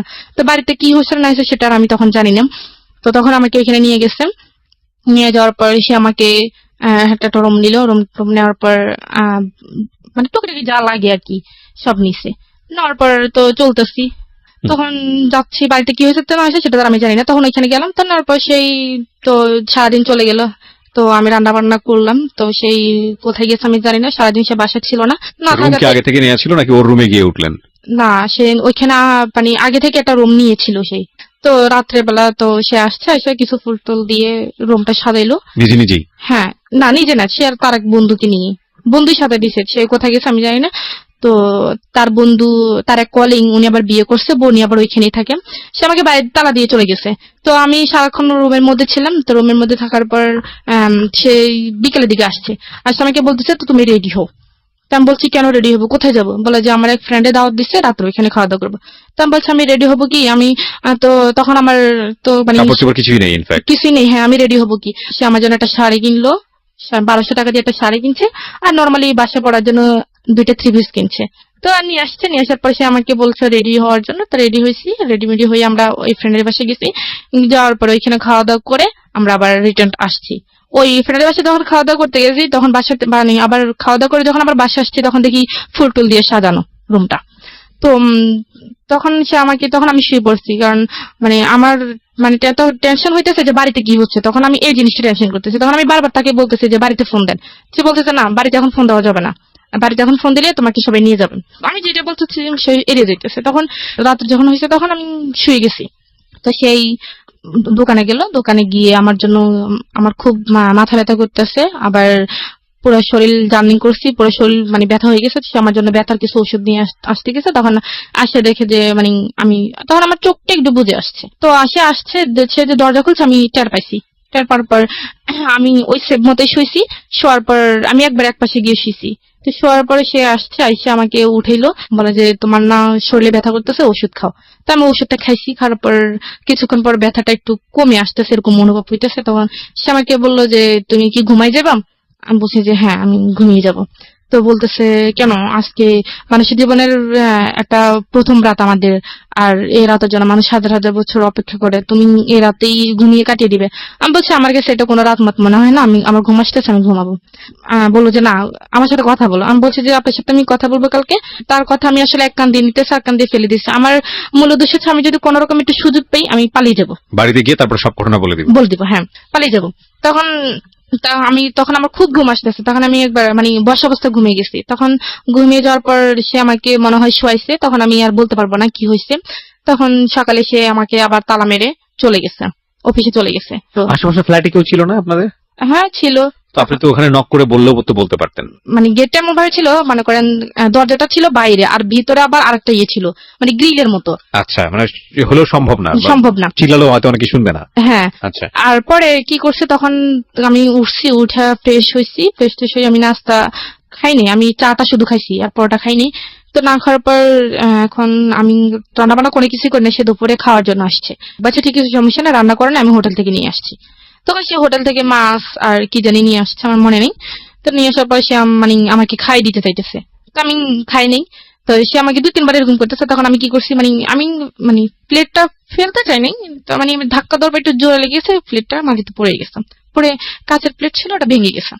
ভেঙে পর মানে সে রাগ করে ফেলছে, সে আমাকে একটা ধাক্কা দিয়ে ফেলছে। ধাক্কা দেওয়ার পর আমি একটা দেয়ালের মধ্যে গিয়ে একটু বাড়ি খেয়েছি কপালের মধ্যে, তখন আমার কপালটা ফুলে গেছিল। তো ফুলে যাওয়ার পরে তখন আমি বলছি যে মানুষ আমার বিয়ের একদিন না যেটা আমার উপর এরকম টর্চার শুরু করতেছে, সে মানুষ আমাকে কিভাবে সারা জীবন ভালো রাখবে সেটা আমার ভালো জানা হয়ে গেছে। তো বলে যে কি জানি কয়, না তোকে তুই যতই ইয়ে করস, চালাকি করস, তুই এখান থেকে যেতে পারবি না, তোকে যেহেতু আমি বিয়ে করছি এখানে থাকতে হবে। তখন এভাবেই আমি আসলে একটা না প্রায় 2 দিন খাইনি। 2 দিন মানে শুধু একটু চা খাইছি, আর কিছু না, চা খাই আর পানি খাই। তখন আমার শরীরটা খুবই দুর্বল হয়ে গেছে, দুর্বল হয়ে গেছে। তো তখন সোমবার দিন ছিল, সেই অফিস থেকে লাঞ্চের সময় আসছে, আসার পর সে আসছে আর আমি গোসল করতে গেছি। তো গোসল করতে গেছি, তো গোসলখানার আবার ভিতরে একটা দরজা আছে, মানে একটু বড়, মানে একটা মানুষ কোন রকম মানে বাইরে হতে পারবে। তখন সে যখন অফিসে থাকতো না, তখন আমি ভিতরে মানে চেষ্টা করতাম যে কোন দিক দিয়ে বের হওয়া যায়। তখন আমি ওই বাথরুমের ভিতরে ওই জায়গাটা দেখছি। দেখার পর আমি মানে ওইটার মধ্যে একটা কোমর ছিল, কোমরের উপর দাঁড়িয়ে ওইটার মধ্যে আর একটা মোড়া দিয়ে আমি দেখছি যে ভিতরে মানে দাঁড়ানোর মতো কোনো পজিশন আছে কিনা। তখন দেখছি যে না, ভিতরে মানে নিচে দাঁড়ানোর মতো একটু জায়গা আছে, মানে একটা পা রাখা যাবে। তখন আমি কি করছি, তখন তো আমি বাথরুমে চলে গেছি, জামা কাপড় নিয়ে গেছি। আমি মানে ভাবছিলাম যে সে যদি জড়িয়ে এসে পড়ে, তখন আমি এটা অজুহাত দেখাতে পারবো যে আমি গোসল করতে গেছি। তো সে আসছে, আসার পর আমি তো বাথরুমে ছিলাম, সে আসছে আমি শুনিনি, সে অনেকক্ষণ হয়েছে মনে আসছে। তো আমি মানে চেষ্টা করতেছি এটার উপর ওঠার জন্য, কিন্তু উঠতে পারতেছে না। তো আমি যে মোড়া দিয়েছি, সেই মোড়াটা মানে কোমরটা একটু প্লাস্টিক টাইপের, এটা একটু পিছলে হয়ে গেছে। তো ওইটা মানে স্লিপ খেয়ে আমি পড়ে মনে করেন একবার পুরোপুরি অজ্ঞান হয়ে গেছি। আর শরীরটা খুব দুর্বল ছিল, আমি খাইনি, মানে অজ্ঞান হয়ে গেছি। অজ্ঞান হয়ে যাওয়ার পর সেই আওয়াজ পাইছে, আওয়াজ পাওয়ার পর সেই দরজাটা ধাক্কাইতেছে। তো দরজার সিট কিনে ছিল, সেটাও মানে ধাক্কাতে ধাক্কাতে এটা খুলে গেছে। খুলে যাওয়ার পর সে আমাকে রুমে আনছি, রুমে আইনা তো একটা ডাক্তার আনছে। ডাক্তার আনার পর ডাক্তার বলতেছে কি ব্যাপার, উনি তো খুবই দুর্বল, ওনাকে একটা স্যালাইন দিতে হবে। তো বলছি ঠিক আছে স্যালাইন দেন। তো ডাক্তার আমাকে একটা স্যালাইন দিল। স্যালাইন দেওয়ার পর আমার জ্ঞান আসছে, আমার হাতে স্যালাইন দেওয়া। সে আমার পাশে বসে আছে, আমার মাথায় হাত বুলাই দিতেছে। তো সে বললো যে তোমার সমস্যা কি, তুমি খাওয়া দাওয়া করো না কেন, তুমি কি মরে যাবে নাকি? আমি বলছি যে হ্যাঁ আমি মরে যাবো। বলা যে তুমি মরে গেলে আমি থাকবো কি করে? তখন বলছি আপনি কিভাবে থাকবেন সেটা তো আমার জানার বিষয় না, যখন আমি আপনার কাছে ছিলাম না তখন তো আপনি ছিলেন, এরকম বলতেছে। তখন মানে আমি সব কথা তার মানে খুব সে যদি নর্মালি কথা বলে আমি একটু মানে রাগ দেখে কথা বলি। 5-6 দিন চলে যাওয়ার পর সে একদিন রাত করে আসছে। আসার পর আমি শোয়া ছিলাম, মানে ঘুমিয়ে ছিলাম আবার ছিলাম, মানে এরকম একটা অবস্থা। সে মনে করেন এক ধরনের আমার উপর জোরাজুরি করতেছে, যেরকম স্বামী স্ত্রীর মধ্যে একটা ফিজিক্যাল রিলেশন যেটা হয়, সেটা ওই দিন মানে ফার্স্ট ওই দিন হয়ে গেছে আপনার অনিচ্ছা সত্ত্বে। হ্যাঁ আমার অনিচ্ছা সত্ত্বে। So it was rape. Legally যদি এটা বলি, আইনত এটা হচ্ছে রেপ। হ্যাঁ। তারপর সে আমার সাথে জোরাজুরি করে এরকম সেদিন 3 বার সে আমার সাথে ফিজিক্যাল রিলেশন করছে। তো তখন আমি এক পর্যায়ে মানে নিস্তেজ হয়ে গেছি, আমার কোনো হুঁশ ছিল না। তো হুঁশ না থাকার পর সকালে আমি মানে হাঁটতেই পারতেছি না, মানে এরকম একটা অবস্থা। পরে উনি অফিসে যাওয়ার সময় ওই দিন আর আমাকে তালা দিয়ে যায় নাই। যেদিন তার আগের দিন যে ফিজিক্যাল হয়েছে, তো তার সকাল থেকে সে আমাকে তালা দিয়ে যায় না, দরজা খোলাই ছিল। তো সে আমাকে বললো যে যদি খারাপ লাগে নিচে তার আবার এক বন্ধুর আম্মা থাকে, তো উনি ওনার সাথে গিয়ে কথা বলতে পারবে, আমি ওনাকে বলে যাবো, উনি তোমার সাথে এসে কথা বলেন। তো তখন আর বাইরের তালা দিয়ে যায় নাই। তো আমি তখন চিন্তা করলাম যে মানে আমার মনে একটা ধারণা আসছে যে যেহেতু এতদিন বিয়ে হয়েছে ঠিক, কিন্তু আমাদের মধ্যে কোনো কিছু ছিল না। তখন আমি বাড়িতে চলে গেলাম, মানে আমি বলতে পারতাম যে আমি পারফেক্ট, আমার মধ্যে কোনো ইয়ে নেই। C this is a sense of society, sense of virginity, sense of our social ethics. It's a very important point. খেয়াল করবেন এটা। ওকে, তখন ও মনে করতেছে বিয়ে হয়েছে ঠিক আছে, কিন্তু আমাদের মধ্যে তো কোনো ফিজিক্যাল রিলেশন ছিল না, সুতরাং আমি যেভাবেই হোক এখান থেকে এসকেপ করলে আমি বলতে পারবো যে না আমাদের মধ্যে কিচ্ছু হয়নি। এইটা হচ্ছে আমাদের প্রিমিটিভ থট অফ সোসাইটি, মানে একদম প্রাগৈতিহাসিক আমলের একটা ধারণা। আর যখন এটা হয়ে গেছে ওর মধ্যে একটা চেঞ্জ আসছে, চেঞ্জটা কি? হ্যাঁ বলেন। হ্যাঁ, তখন আমি ভাবলাম যে মানে চলে গেছিলাম, মানে আমি গেট পর্যন্ত চলে গেছি, উপর থেকে নিচে নেমে গেট পর্যন্ত চলে গেছি। চলে যাওয়ার পর মানে দেখতেছি আমি, মানে আমার হাঁটতে খুব কষ্ট হইতেছে, তো আমি কাঁদতেছি। তখন দারোয়ান আমাকে জিজ্ঞেস করলো যে ম্যাডাম আপনার কি হয়েছে? আমি বলছি যে না কিছু হয় নাই। তো বলে যে আপনি কাঁদতেছেন কেন? তো আমি বলছি যে না আমার আসলে একটু শরীরটা খারাপ, হ্যাঁ এই জন্য। তো বলে যে আমি কি আপনাকে বাসায় দিয়ে আসবো? তো আমি বলছি যে না ঠিক আছে। তখন মানে আমার কথা শুনে ওই যে তার বন্ধুর আমার কথা বলে উনি আবার বের হয়ে আসছে, বলে যে কি ব্যাপার ঋতু, তুমি কেন বাইর হইছো? তোমার নাকি শরীর খারাপ, তুমি বাইর হইছো কেন? চলো চলো তোমাকে বাসায় দিয়ে আসি। তখন উনি আমাকে ধরে ধরে আমাকে রুমে আইনা শোয়াই দিয়ে চলে গেছে। চলে যাওয়ার পর তখন মানে কারো মানে একটা ফোন যে পাবো, মানে কারো কাছ থেকে নিয়ে আমি ফোন করবো, মানে ওইরকম একটা জানি। তখন উনি আবার আসছে কিছুক্ষণ পর, বলে যে তুমি কি তোমার কি খিদা লাগছে বা কিছু খাইবা? আমি বলছি যে না আন্টি আমার খিদা লাগা নাই, আপনি আমাকে একটু গরম পানি করে দেন। বলে যে গরম পানি দিয়ে কি করবা? বলে যে আমি একটু বাথরুমে যাবো।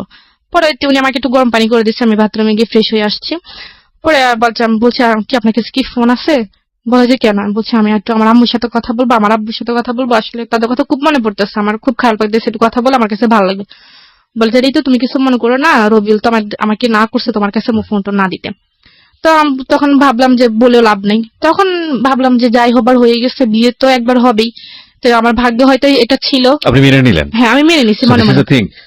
তো তারপর আপনি মেনে নিলেন, হ্যাঁ মানে মেনে নিজেকে নিজে নিলাম, বোঝাচ্ছেন। আমি নিজেকে নিজে বুঝাইতেছি। তখন ভাবলাম যে যা হবার হয়ে গেছে। তো এক পর্যায়ে তো কয়দিন আমি তার সাথে খুবই মানে খারাপ ভাবে আচরণ করতাম, বা সে আমাকে কোনো কিছু জিজ্ঞেস করলে আমি তার উল্টোটার মানে উত্তর দিতাম। তো আজকে আসার পর আমি রান্না বান্না করছি, রান্না বান্না করা, তারপর গোসল টোসল করে ঘরটার মুছে টুছে আমি বসে রয়েছি, সে আসলে একসাথে খাবো। তো সে আসছে, আসার পর আমরা একসাথে খাইছি।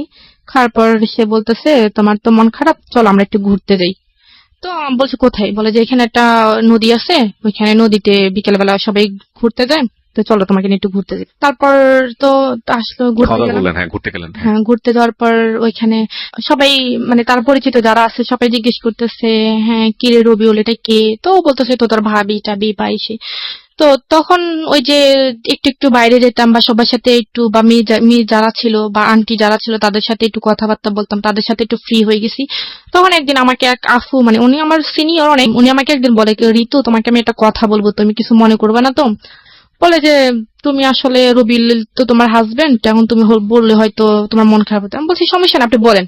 বলে যে দেখো তোমরা একসাথে চলাফেরা করো, আসলে তোমার সাথে আসলে তোমরা দুজনকে একসাথে মানায় নাই, তুমি কোথায় রবিউল কোথায়, মানে ওর নামে বিভিন্ন রকমের কথা বলতেছে। তখন আমার কাছে আসলে খারাপ লাগতো, কেন এই কথা বলবে?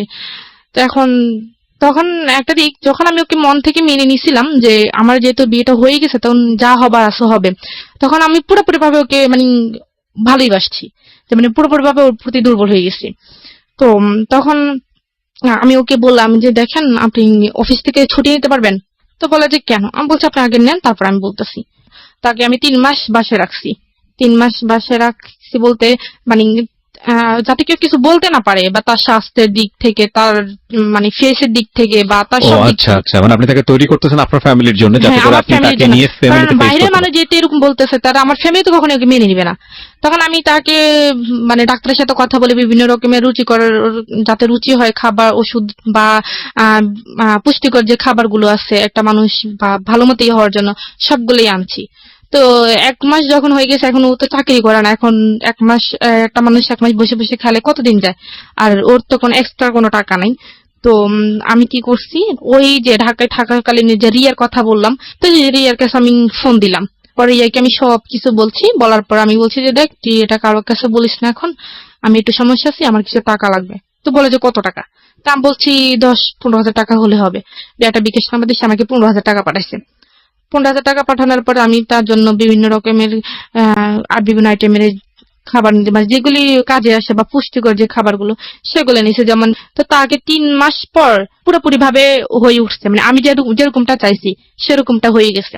তো 3 মাস পরে তখন থেকে মনে করে আমাদের সংসারটা খুবই একটা সুখী সংসার। সেও আমাকে প্রচন্ড ভালোবাসে, আমিও তাকে প্রচন্ড ভালোবাসি। এখন এই ভালোবাসা দিয়ে একটা হ্যাপি ফ্যামিলি আমাদের।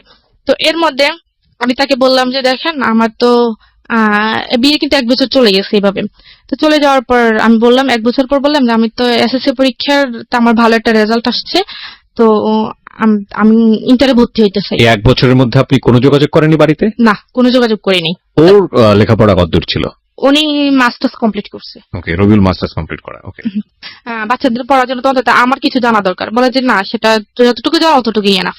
তা আমি বলছি ঠিক আছে, এখন সে যেভাবে বলতেছে সেভাবেই। তো এভাবেই চলতেছে। 1.5 বছর চলে যাওয়ার পর তখন আমি হঠাৎ মনে করেন আমার ফিউর হচ্ছে না প্রায় 2 মাস ধরে। জি। তো আমি একটু টেনশনে আছি। তো তারপর হচ্ছে তখন আমি একটু টেনশনে পড়ে গেছি। তখন আমি ওকে জানাইনি। তো না জানানোর পর আমি নিজে নিজে একটা ডাক্তার কাছে গেছি। তো বললো যে আপনি তো প্রেগনেন্ট। তো আমি বললাম না, এটা সম্ভব না, আমি এখন এই মুহূর্তে বাচ্চা নিতে চাই না। আচ্ছা। তো বললো যে কেন আপনাদের, বলে যে আপনি কি বাচ্চা আছে? আর আমি বলছি যে না, আমাদের বাচ্চা নেই, এটা প্রথম, তবে আমি এখন বাচ্চা নিতে চাই না। তো বলছে এটা আপনার হাজবেন্ড জানে? তখন ও কিন্তু এটা জানে না। তো আমি বলছি যে হ্যাঁ, এটা ও জানে, ও নিতে চাচ্ছে না। তো আমি বলছি যে তাহলে, তো বলে যে তাহলে এটা যদি রাখতে না চান তাহলে যত তাড়াতাড়ি সম্ভব এটাকে অ্যাবর্শন করতে হবে।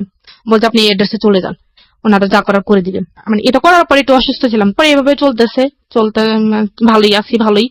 তারপর আমি আবার প্রেগনেন্ট। সেকেন্ড টাইম কনসিভ করলেন? হ্যাঁ, করার পর তাই সেটা আমি তাকে জানাইছি। প্রথমবারের কথা তো আমি তাকে জানাইনি। দ্বিতীয়বার যখন হয়েছে তখন আমি তাকে জানাইছি। তখন আমার 3 মাস হয়ে গেছে। 3 মাস হয়ে যাওয়ার পর তো বলছে না, আমি তো এখন বাচ্চা চাইতেছি না, কারণ আমি তোমাকে তো এখন আমাদের বাড়িতে নিয়ে যাইনি। এখন যদি বাচ্চা হয়ে যায় তখন মানুষ কি বলবে? আমি এখন বাচ্চা নেই, তুমি যেটা যা করো তাড়াতাড়ি করো। তখন ওই ডাক্তার কাছে আসছি, ডাক্তার কাছে আসছে তো আবার ওই ভাবি আমার বলছে যে একটা হোমিও ডাক্তার আছে, ওইখানে গেলে হোমিও কিছু ওষুধ দিলে ওইটা নাকি হয়ে যায়। যাই হোক, আপনি এটাকে অ্যাবর্শন করেছেন না করেন নাই? না, করিনি। সেকেন্ড টাইমটা কি আপনার বেবি? হ্যাঁ। ওকে, তারপর? হ্যাঁ, তারপর যাই হোক, এটা অনেকবার করছি। তো ট্রাই করছেন অ্যাবর্ট করার জন্য? হ্যাঁ, অনেকবার ট্রাই করছেন কিন্তু হয়নি। মানে এটা করতে গিয়ে আমি নিজে মরে যেতেছি। তো পরে তারপর যাই হোক এটা হয়ে তখন থেকে সে আমার উপর মানে আমার সাথে খুব খারাপ ব্যবহার করতেছে। তারপর সে আমাকে বিভিন্ন রকমের এক কথা 2 কথা ভালো কথা বলে সে আমার সাথে খারাপ ব্যবহার করে। আর আমার বাপ মা নিয়ে সে আমাকে গালিগালাজ করে। তো করার পর হঠাৎ করে চেঞ্জটা দেখলেন শুধু কনসেপ্টটা করার পরে? হ্যাঁ, কনসেপ্টটা করার পরে চেঞ্জটা দেখি। তারপর আমরা আবার যে রুমে থাকতাম, যেখানে থাকতাম সেখান থেকে পানিটা নিজে আনতে হয়, সেটা একটু দূরে, ঠিক আছে। তো আমার বেবি যখন 7 মাসের প্রেগনেন্ট আমি, তখন বালতি ভরে ভরে, অনেক বড় বড় বালতি ভরে ভরে ওইখান থেকে পানি আনতে হয়। তো সেটা আমার জন্য খুবই বিপজ্জনক। সব যে দেখে সে বলে যে তুমি এই কাজ করো কেন?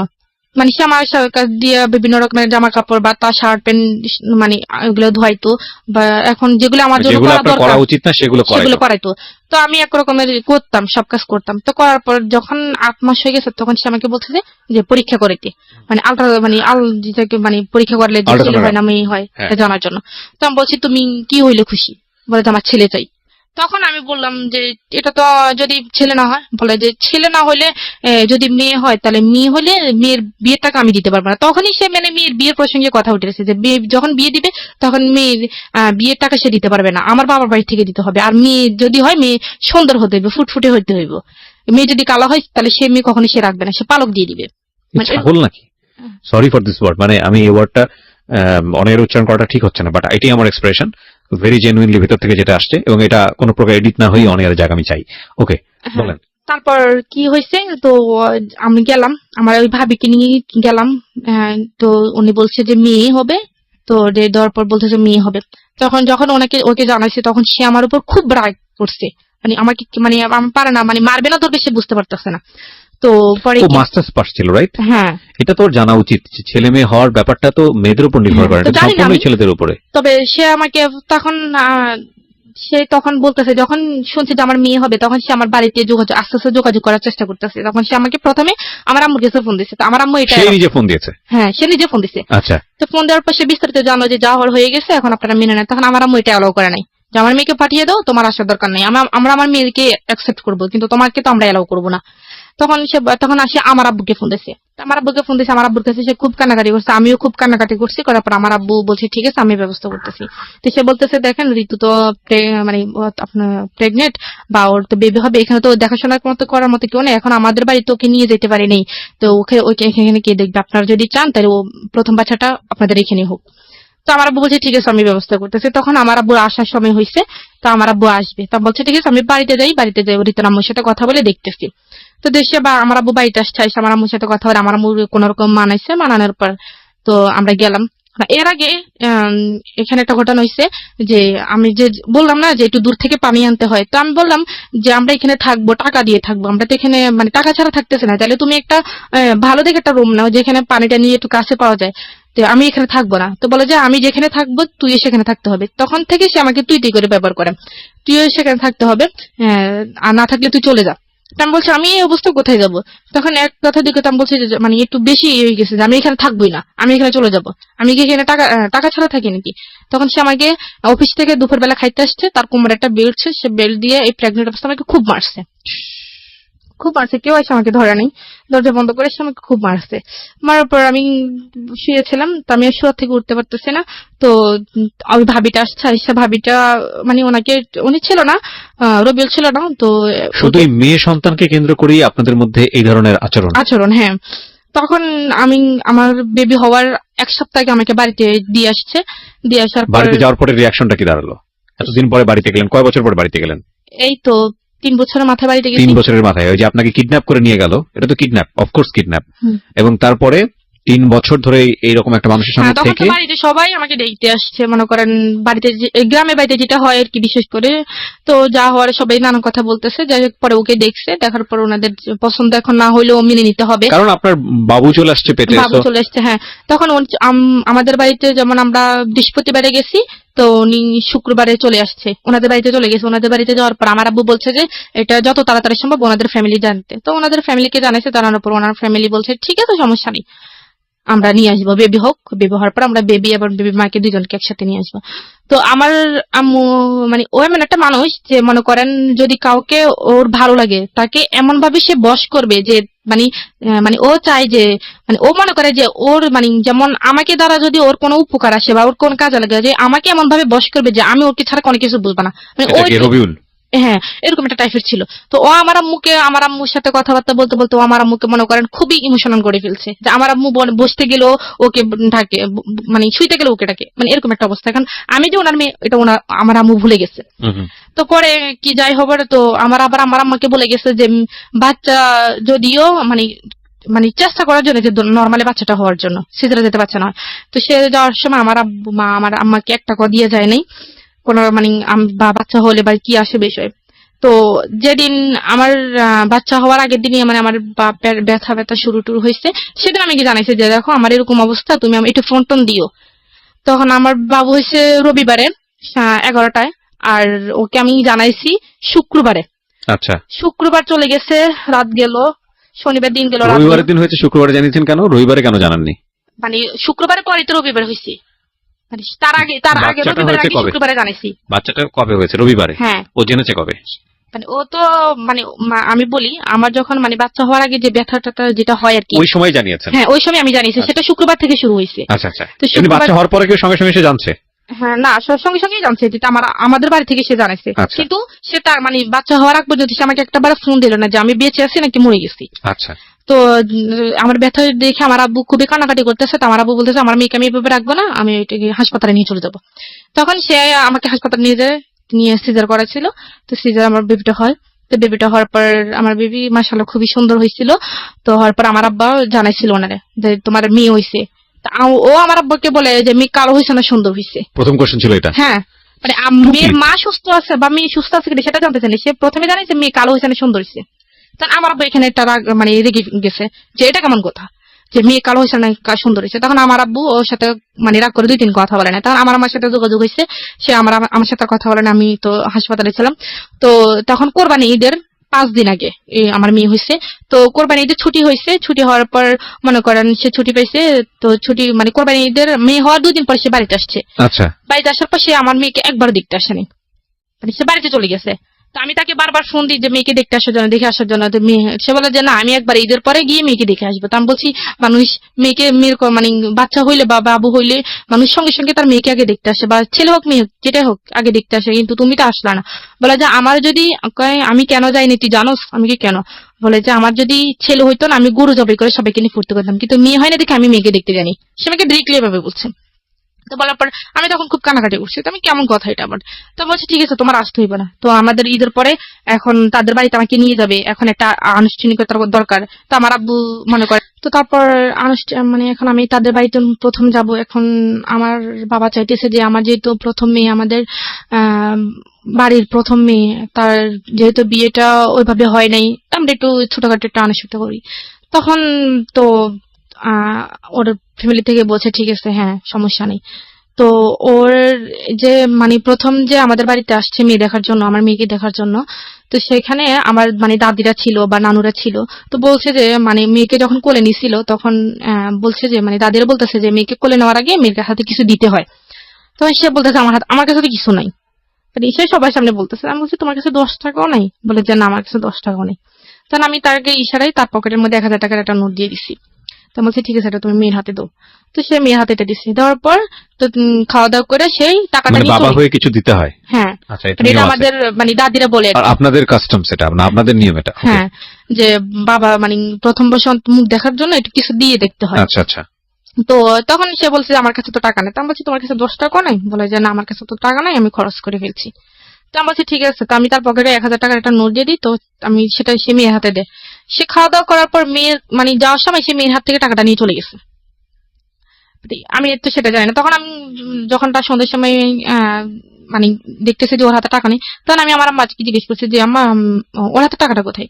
বলছে আমি কি জানি, এটা তো ওর আব্বুর কাছে ছিল মেয়ে, কে নিছে? তখন আমি ওরা ফোন করছি, কি ব্যাপার মেয়ের হাতে টাকা কই? বলে যে আমি নিয়ে আসছি, আমার হাত খরচের টাকা নেই। তো পরে যাই হোক আমি আসবো না কাঁদবো আমি ঠিক বুঝতে পারছি না। such a stupid you are. আমি জানি না এগুলো কতটুকু সত্যি, বাট if you are মানে if you really like this kind of husband, you don't have any potentiality to be a husband, believe me. বাপ হওয়ার তো যোগ্যতাই নাই, এ ব্যাপারে কোনো সন্দেহই নাই। হ্যাঁ বলেন।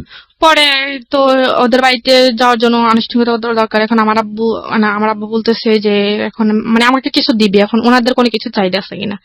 তো যখন সে আমাকে বিয়ে করার কথা বলছে তখন আমি তাকে বলছি যে আমাকে বিয়ে করতে হলে শ্বশুর বাড়িও পাইবা না, কিন্তু শ্বশুর বাড়ির কোনো কিছু আশা করতে পারবা না। তখন সে আমাকে বলছে একটা কথা যে আমি তোমাকে চাইছি, তোমাকে পাইছি, আমার আর কিছু লাগবে না। ইনফ্যাক্ট ও যে সিচুয়েশনে ছিল সেই সিচুয়েশনে সে এটাই বলবো, হ্যাঁ এছাড়া কোনো ইয়েও নাই। হ্যাঁ হ্যাঁ, তখন সে এখন যেহেতু আমার আব্বা যেহেতু এখন একটা আনুষ্ঠানিক তারা ইয়ে করতেছে, তখন সে অনেক কিছু চেয়ে বসছে।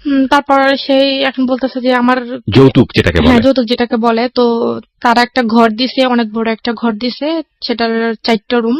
তো তাদের রুমে কোনো কিছু নেই। এখন মানে বলতেছে যে ফার্নিচার লাগবে, তাদেরকে এক ঘরের পানিতে দিতে হবে, এক ঘরে। হ্যাঁ এক ঘরে ফার্নিচার দিতে হবে। তো আমার আব্বু সেটার মানে রাজি ছিল, যে তো ওরা প্রথম মেয়ে তো যা চাইবে তাই দিবে। এখন ফ্রিজ থেকে শুরু করে সোফা থেকে শুরু করে এভরিথিং যত কিছু আছে সম্পূর্ণ কিছু দিছে। তো এরপরে ওর আব্বা মা বলছে যে মেয়ে যখন শ্বশুর বাড়ি থেকে বাপের বাড়িতে আসবে বা বাপের বাড়ি থেকে শ্বশুর বাড়ি আসবে তখন বলবে যে মেয়ের সাথে কিছু নেই, বা সোনা দানার ব্যাপারে যেটা বলছে।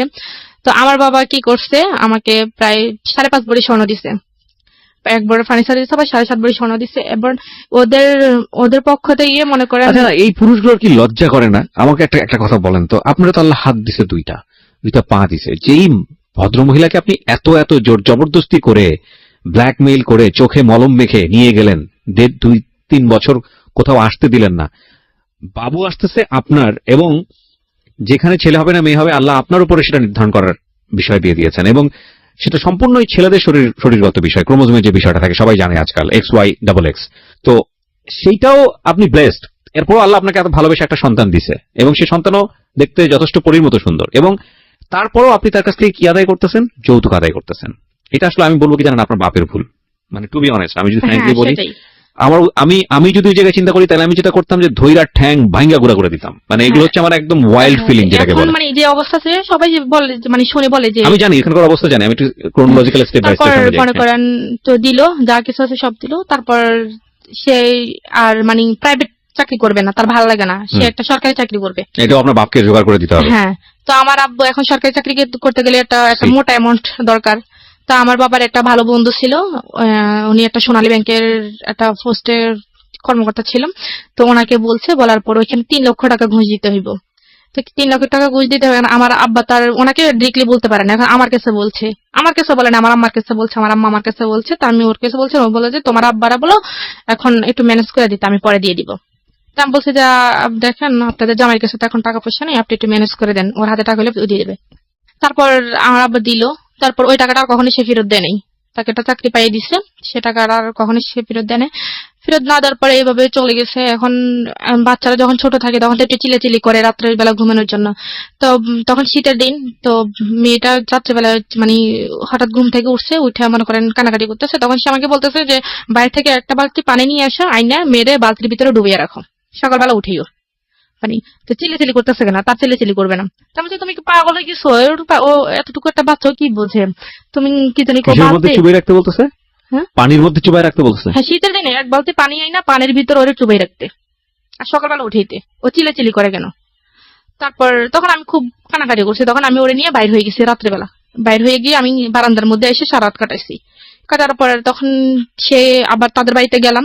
যাওয়ার পর মনে করেন তার বাবা মা, 4টা ভাই, অনেক বড় একটা সংসার। আমি কখনো ভাত রান্না করিনি। তাদের বাড়িতে গিয়ে সম্পূর্ণ কাজ করতেছে। তারা গরু পালে, ধান করে, সবকিছু করছে। তার বাবা কখনোই মানে কাজের মানুষ রাখে না, সবগুলো বউদের দিয়ে করায়? বউদের দিয়ে করে। আমি প্রথম, সে বড় সবার। আচ্ছা। তো আমাকে সম্পূর্ণ কাজ করতে হয়। 3 বেলা রান্না করতে হয়, ভাত রান্না করতে হয়, 1 বেলা নাস্তা বানাইতে হয়, সবকিছু আমাকে করতে হয়। আমার মেয়েকে সামলাইতে হয়। সে পক্ষে মানে তাকে মানে এগুলো তো কিছুই করতেন না, এখন রীতিমতো সমুদ্রে গিয়ে পড়ছেন? হ্যাঁ, সমুদ্রে পড়ছি। তো যাই হোক, কানাকাটি করতাম। তখন আমি মানে কাউকে কোনো কিছু বলতে পারতাম না। এখন কাউকে কোনো কিছু বলতে গেলে বলবে যে তোমার পছন্দ মতো করছে। আসলে পছন্দটা কি আমার ছিল না, ঘটনাটা অন্য কিছু ছিল। এটা তো আসলে এখন কেউ বললে বিশ্বাস করবে না। তো যাই হোক, কষ্ট মানে মানিয়ে নিতাম। তখন আমি তাকে বলছি যে আমি এখানে থাকতে পারবো না, এত কাজ আমার দ্বারা সম্ভব না, একটা মানুষ রাখুক। আমি তো বলছি যে আমি করবো না, একটা মানুষ রাখুক, তো আমার জন্য একটু হেল্প হয়।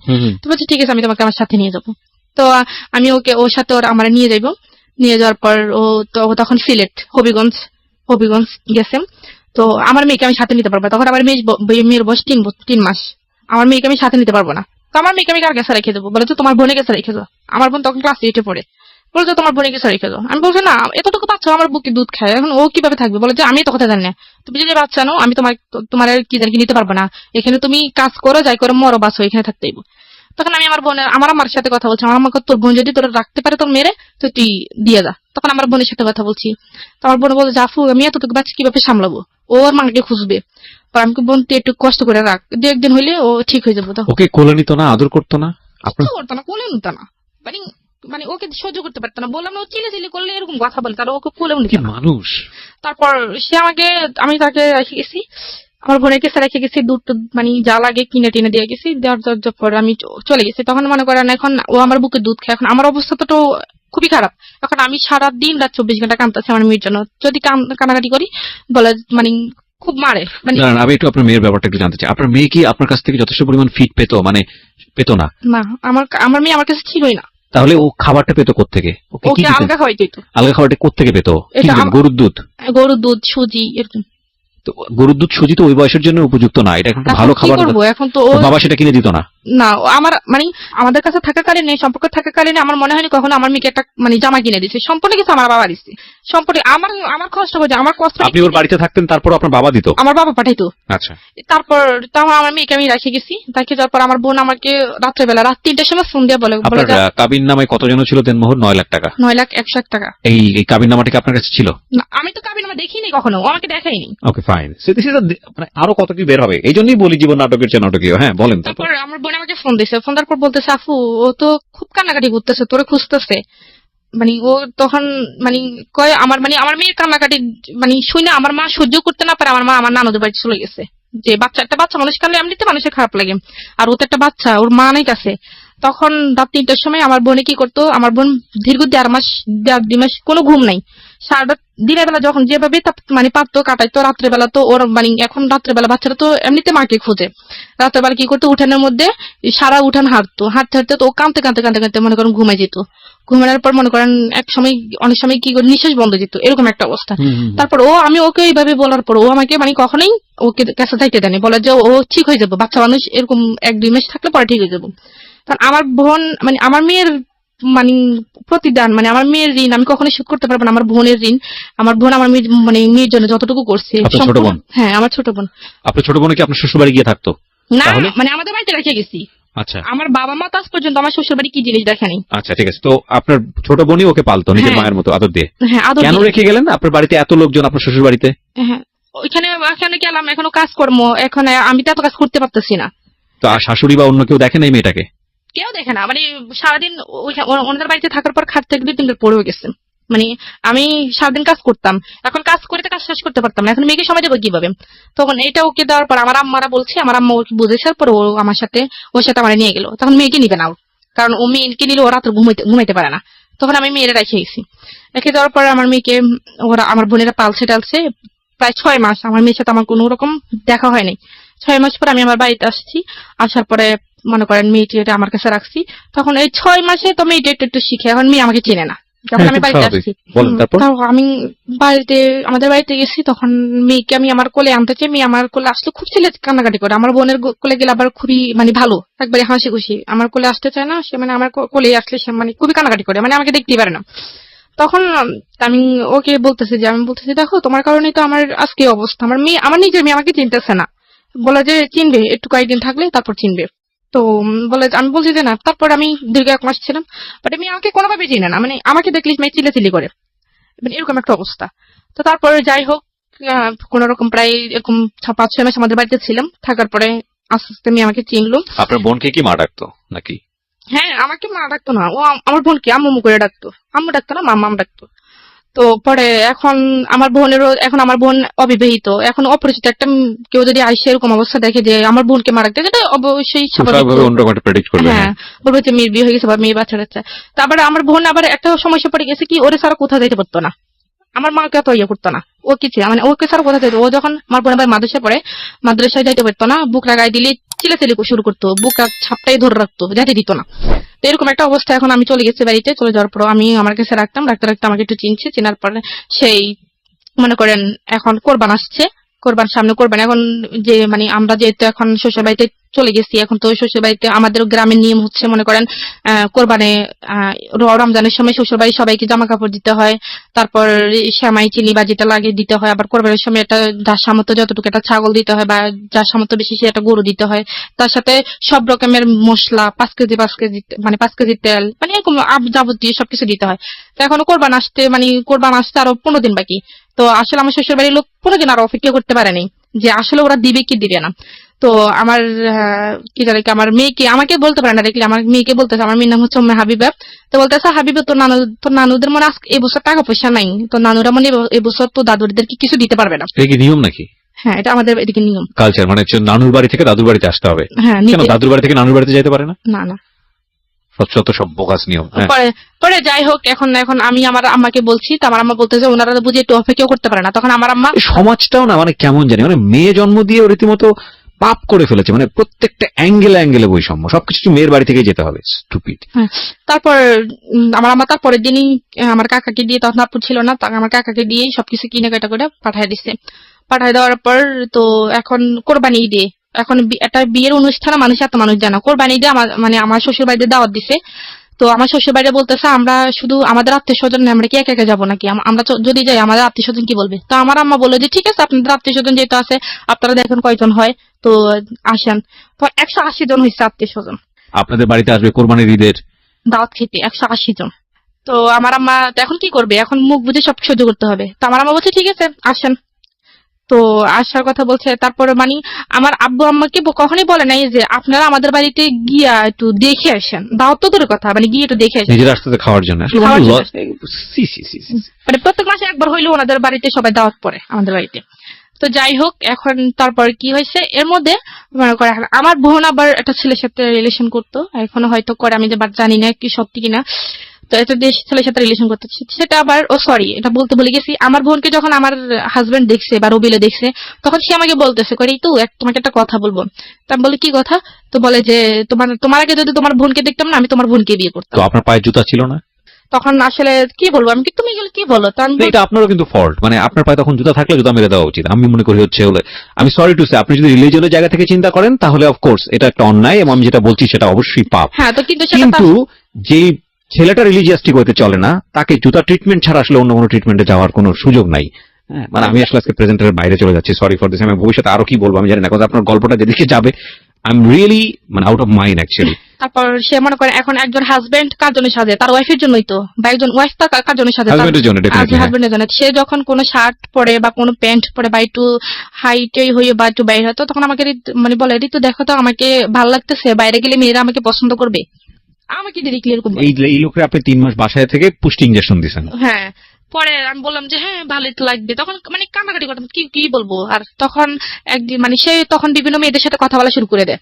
আচ্ছা। হ্যাঁ, তখন সে বিভিন্ন ভঙ্গিতে মেয়েদের দিকে তাকায়। তো আমাদের বাড়িতে আমার চাচাতো বোন আছে, যেটা তো বোন আছে, তাদের সাথে বিভিন্ন রকমের। তো তারা আমাকে বলে যে আফু দুলাভাই এমন কেন, এরকম করে কেন। আমি বলছি থাক, তোরা একটু দূরে থাকিস, তোরা কিছু বলিস না। তো সে আমাকে এরকম করে বলে যে, তো আমার একবার সে তার বন্ধুর বিয়ে, তো আমাদেরকে দাওয়াত দিছে, তখন আমি শাড়িটি পরে বিয়েতে যেতেছে, বিয়েতে যেভাবে যায়, তো তার বন্ধুরা সবাই আসছে, আমরা একসাথে যাবো। তার এক বন্ধু বলতেছে ভাবি আপনাকে খুব সুন্দর লাগতেছে। আমাকে এই কথা কেন বলছে, সে আমাকে আর নিলই না ওইখানে। ছি ছি ছি। তো আমাকে সে বলে যে তোমাকে আর লোকে কেন সুন্দর বলবে। তা আমি বলছি তো তুমি যে নিজে শার্ট প্যান্ট পরে নিজে আমাকে বলে যে মেয়েরা তোমাকে লাইক করবে কিনা, তখন আমার কাছে খারাপ লাগে না।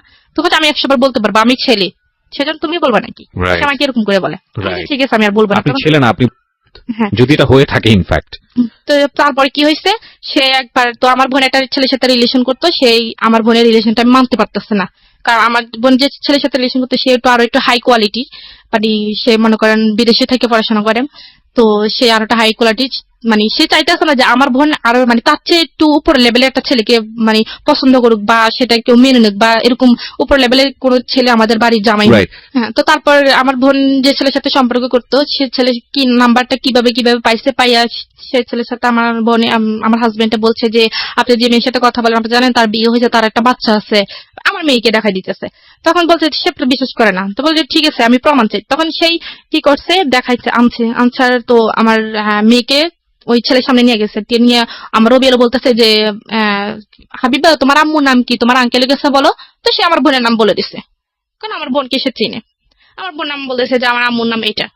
তো বলে দিছে, এখন সে তো বিশ্বাসই করবে, যে বলে যে এখন সেই মানে আমার বোনের হাজবেন্ড হচ্ছে সেই, আমি কেউ না। মানে ওই ছেলের সাথে সে এরকম ভাবে বলতেছে যে আমি তার হাজবেন্ড, আমি তার, সে আমাদের মেয়ে। Very nasty story. আমরা হ্যাঁ, তারপর ওই ছেলে তো বিশ্বাস করে ফেলছে। এখন ওই ছেলে আমার বোনের সাথে মনে করেন সম্পর্কে একটা বিচ্ছিন্ন অবস্থায়। তখন আমার বোন আমাকে, মানে ও কি বয়ফ্রেন্ড ছিল আপনার বোনের? হ্যাঁ আমার বোনের বয়ফ্রেন্ড ছিল।